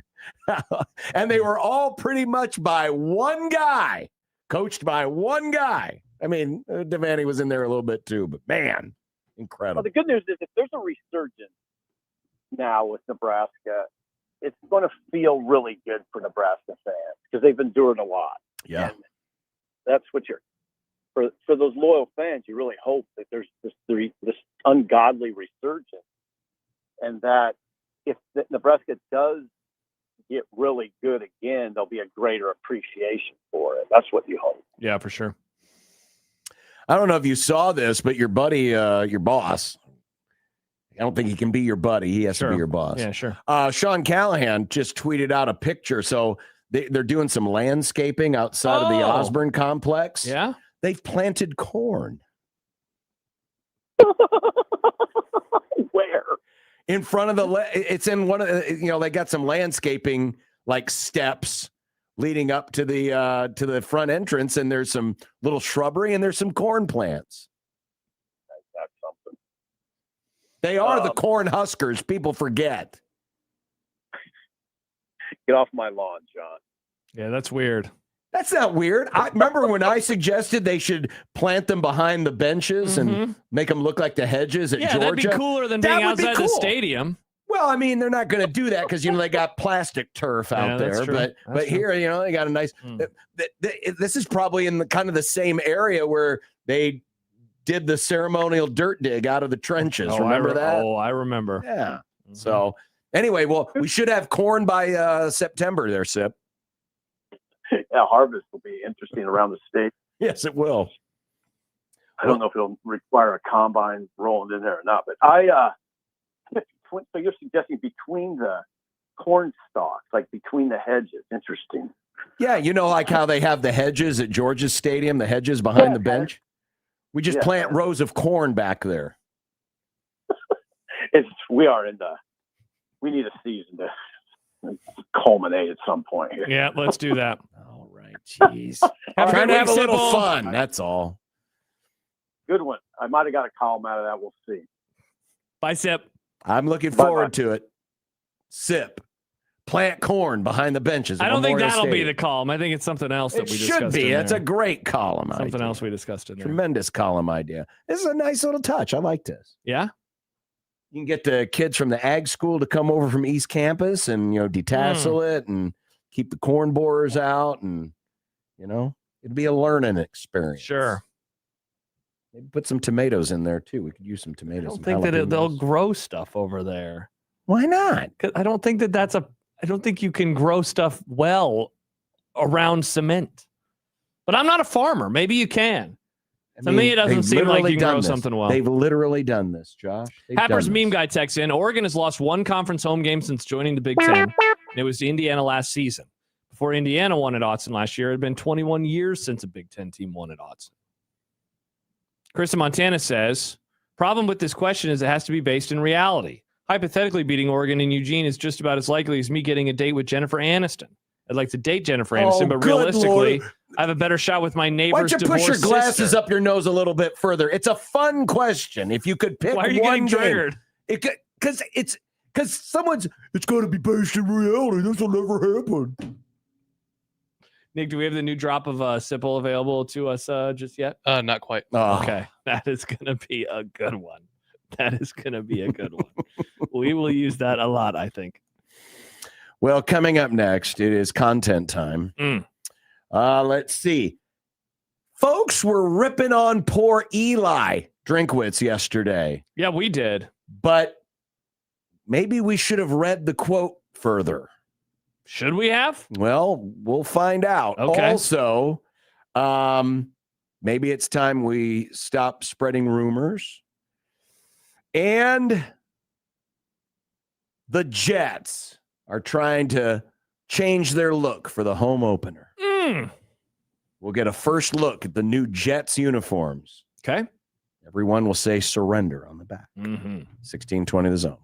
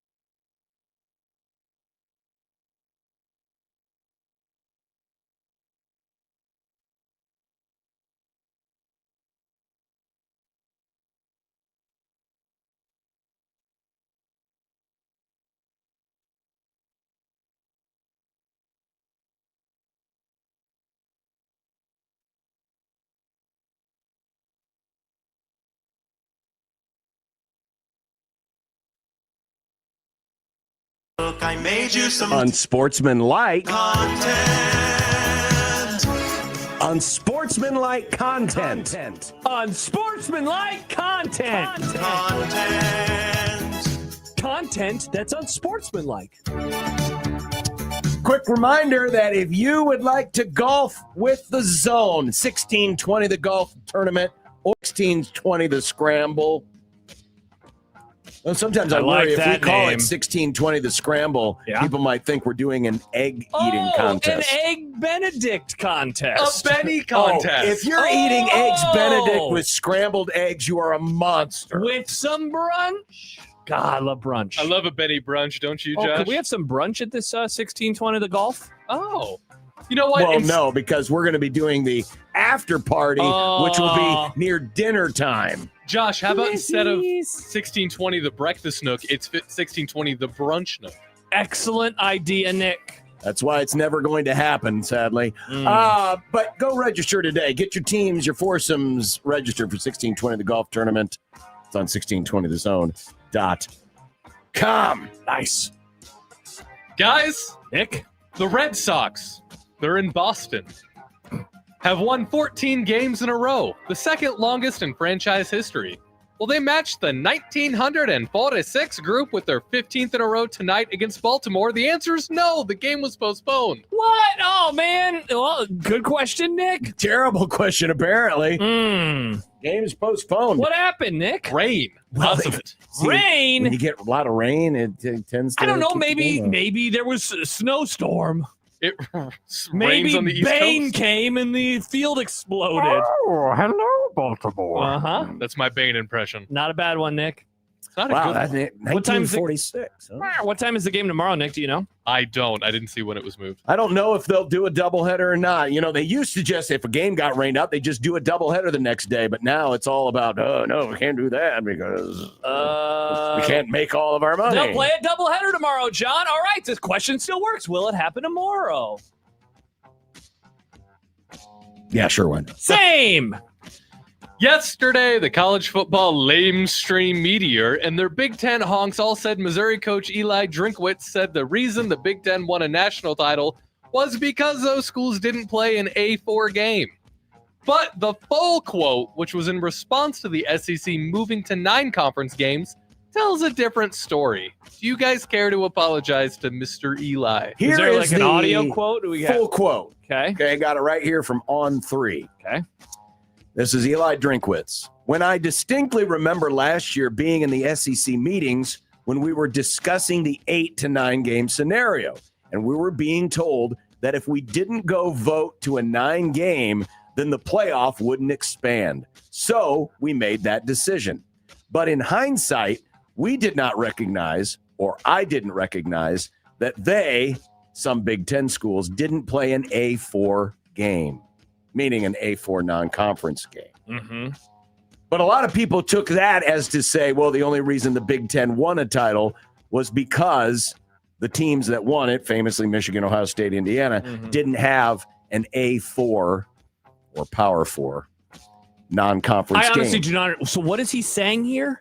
I literally cannot figure this out. What I hear A4 and I think about paper. I know. What is he saying? But really what he's saying, what he's saying is when they voted for it, he didn't realize that the Big Ten schools that had won had weaker non-conference schedules. Thus, they didn't have 10 Power 4 games. He assumed they had 10. 9, similar to a lot of SEC schools, even when they played 8 conference games. Okay. So the quote is not as inflammatory as it was made out to be when it made it sound like Drinkwitz was saying, well, the only reason they won is because they didn't have any good. No, he was just making the comparison of not knowing that the leagues had, that the Big Ten schools hadn't played an extra Power 4 game. I'm okay with making fun of him still. Because the lamestream media misquoted him. No, we made fun of him yesterday. I apologize, Eli. Yeah, I'm happy to still make fun of him. I apologize, Eli. You weren't that bad. Okay. The lamestream media misquoted you. And he got torched in the papers, in the press. Sorry, Eli. In his Tuesday column, Tom Chattel gave 3 reasons why Sean Eichhorst has a chance to be good at Wisconsin. He's ready now. And he has Barry Alvarez in his corner, but also the fit. Are we buying this? I mean, I think we talked about this when it happened. Sure, there is a chance. Certainly, I think he's got a better chance at Wisconsin than he had at Nebraska. That's definitely true. But that does not have to mean that either A, Nebraska is bad, or B, that Nebraska is cursed, which I saw a lot of people say, oh, no, he's going to be bad at Wisconsin. That's going to mean Nebraska's cursed. No, it means it wasn't a good fit. The best argument, in my opinion, would be the idea of learning and being a different person than he was almost 10 years ago now. And that was the second bullet point. Fit, like, I don't know. I mean, he's just kind of an odd dude, you know? Like, the fit matters if you can work with people. That is more important, in my opinion, than, like, he knows Wisconsin. Like, okay, he can figure that out. But if he knows Wisconsin, couldn't he know how to handle some of the people I guess there? So. You know, Barry Alvarez in your corner. Like, that stuff only goes so far. You need results. He's probably going to have to make a decision on, well, not probably. He will make a decision on Luke Fickell. It probably will result in Luke Fickell being fired. Then he will have to make a hire. I mean, that's really what he's going to get judged off of. More than anything. If Mike Riley would have been a success, all the other weird crap about him would have been fine because his football coach would have been good. But he wasn't, and so he got fired. You boys and you boys alone, not me, have been trying to stir up troubles by suggesting Troy Dannon would be a candidate for the Michigan AD job. The latest write-up by the Athletic Michigan beat writer Austin Meek didn't mention Dannon as part of the potential candidates. So now will you two, again, just you two, please shut up about this? No. I mean, it's certainly still a possibility. Just because somebody's not on someone's list doesn't mean it won't happen. That said, like, he is not the most likely candidate. I hope that we never came across as like he is Michigan's dude. Like, he's just somebody who, I'll say it this way. I think he would be very interested in the Michigan job. Sure. Very interested in the Michigan job. How interested are they in him? I don't know. He's probably on their list. It's just a longer list. He's not top 3, but could he be top 7, top 6? You know, all you got to do is get a couple no's and suddenly they're talking to him. I mean, I think it's just a good idea to always keep the radar up. I mean, absolutely. He might not even be a top 20 candidate, to be honest with you. But it's always good to keep the radar up because you just never know what's going to happen. Bing! And someone could have a really good interview. Definitely. So, yeah, I mean, are we going to continue to hammer it? I think we should make this a question every day. Will he go to Michigan until November when they finally make the hire? The Dannon meter? Oh. But it could be like yogurt, and the yogurt Nick is getting like tipped over, and it's going to spill all over the stadium. Dannon. Nice. Very nice. Just don't get it on the corn that's planted behind the bench. Oh, sorry. I was talking about the big house. People forget, John, you know what their color is? Maize. Yes. Might that be Maize. giving it away a little bit? It could be giving away the bit. Carl Ravitch, voice of the CWS and ESPN's Major League Baseball coverage and a staple of the network for 3 decades, was one of the talents let go as part of Disney layoffs. What's your favorite Carl Ravitch moment? Well, a lot of people are, of course, going to remember the Charles Schwalkoff. That's my favorite. I love it. Goated. Obviously, the home run in the top of the 9th by Oral Roberts. Oh, yeah. That when he called was it not a walk-off. Yeah, was that the Schwalkoff, or that was a different home run? I think right? that was a different I think North home Carolina run. might be Same maybe had World the Series, Schwalkoff. different home Gotta run. be your Schwalkoff. One of my favorite moments was one that I unintentionally created, and that is, and this is back when Piv was still with us, Steve Pivovar. R.I.P. And they were doing some stuff to honor him the summer that we learned he was sick. And I made a joking tweet during the rain delay about how, you know, Piv used to regale us with stories and do rain dance or something, just some ludicrous treat that those of us who knew Piv knew he was the last person that would do these things. And then as ESPN was kind of talking about Piv during one of their mid-game breaks, Ravitch kind of quoted my tweet. That's pretty good. That's good. Not knowing that I was joking. I apologize, Carl. I feel bad. We're just like mentioning Sorry. things that he did that were kind of funny and maybe wrong. But the time that he did the SEC, remember the thing? He was like, "This conference is really tough in basketball. Like half of the teams have lost the games this year." When there are two teams on the court, one of them has to lose every time. I said it earlier with Farron though. Like growing up, he was one of the voices of my youth during the summer with Baseball Tonight. The Web Gems and all those types of things. Charles Schwakoff was. It's an old timer. It's so funny. We still quoted all these things. We do. Yeah. We do. He I'm left curious us to with see a what's going to legacy. happen with him next. Where he ends up, and does he try to start a podcast? Does he try to start a YouTube channel? I don't know. I imagine he'll do Substack. Maybe he'll do a Substack. He's been around the game long enough that there are a lot of folks around Major League Baseball. He could end up on MLB Network. Absolutely could. Boys, Nick, football is here. Whoa! Seriously, I guess rookies reported to NFL training camps Oh! with the Bills, Panthers, Dolphins, and more today. Fins With up, Nick. veterans arriving tomorrow for the Cards and Panthers. Practice. We love practice, don't we? My we're loving practice. my favorite Cowboys content creators, beat writers, and such are getting ready to go out to California to cover the team. And I was thinking how nice it would be if we could go do our show from Nebraska football practices. How nice that would be if we were there every day, watching practice, having opinions. It'd be pretty cool. They do it in the NFL. Why can't we do it in college? They're paid now, John. Let us damn in. weather. You want to be outside in the heat? Let us in. You want to be outside in the heat all the time? Why not? It's warmer. It's not that warm today. It's 82 degrees. It's pretty warm. Might as well be a cold front. But I'm excited for the NFL. Nick, great question. Speaking of the NFL, the Jets are breaking out their new surrender whites for their home opener. What do we think of the look? I forgot. So are these new unit? Like they're going back to the old 90s, 80s look? Is that what's going on? See, remember, the Jets are They the keep only switching franchise. back and forth. Exactly. They had the 60s look. Then they went to the 70s, 80s look. And that's then this? they went back to the 60s Yeah. look. And now they've gone back to the 70s and 80s look. The only difference here is the Jets never wore a white helmet. It was flipped. They never It had a was white green. helmet It was with this green. look. So now it's all white from head to toe. And is this what the helmet will be, or is the helmet going to Yes. be green again with the? No. Okay, so this is their new just, helmet. This is just for the home opener. This is their alternate. Okay, what is the regular The uniform? regular uniform is the green Oh, here helmet. it is. It's this. Okay. Yeah, it's a green helmet.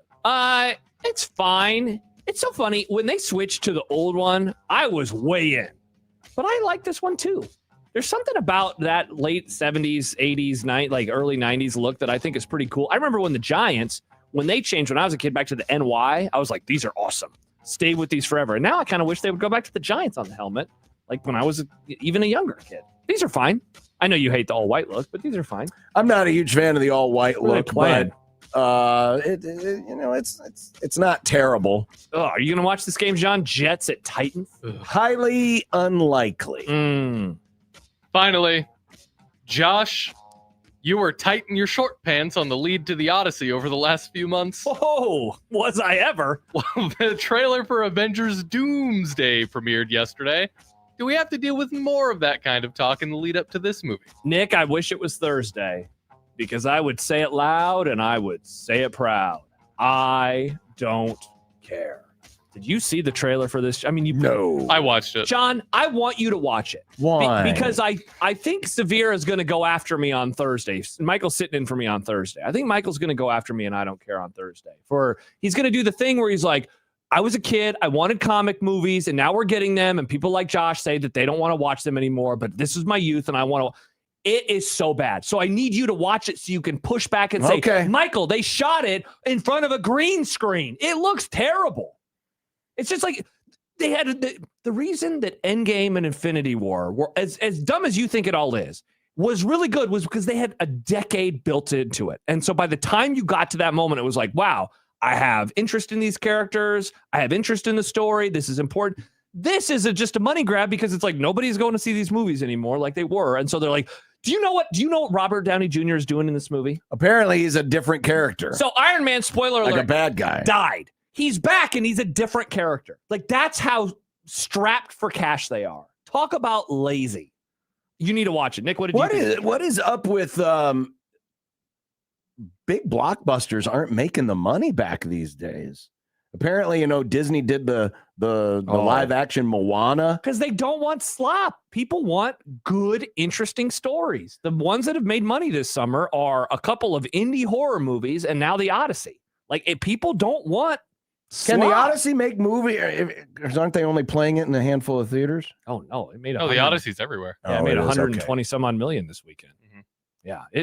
Yeah, people don't want slop, and this movie looks like slop. It's just graphics. What did you think, Nick? Because they're not showing Robert Downey Jr.'s face. He's Dr. Doom. Dr. Doom famously wears a mask, and I think that he did a good job with an accent to the point where it's like it's not going to distract. You're not going to be like, that's Robert Downey Jr. because it's a guy in a mask. So that doesn't bother me. Captain America's back, which I don't love. Yeah, he was an old guy at the end of Endgame. Yeah, he literally was like, I'm not doing this job anymore, and then he turned 100 and danced with a woman. Really taking advantage of the multiverse stuff, which I'm fine with, but I think they're doing it kind of sloppily. I'm tired, boss. I'm tired. Yeah, I mean, at some point, I get it. It could be your youth. You can love comics, but at some point, you're like, okay, have we done enough of these now? Can we move on to something else?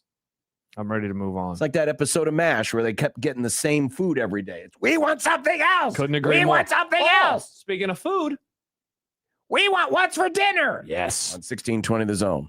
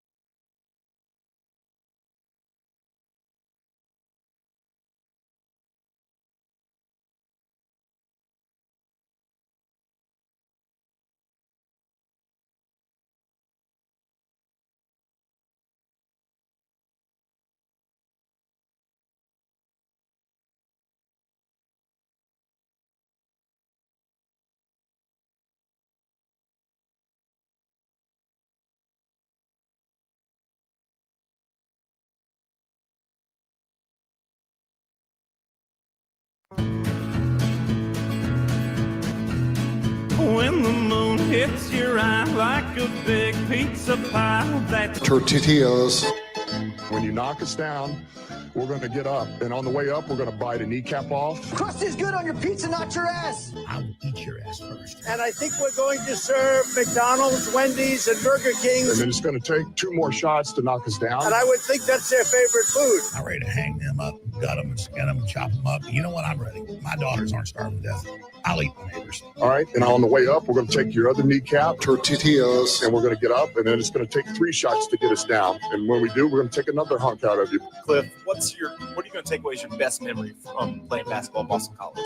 Probably just like tortillas, going out to eat. Well, had the leftover chicken breasts. Were they good?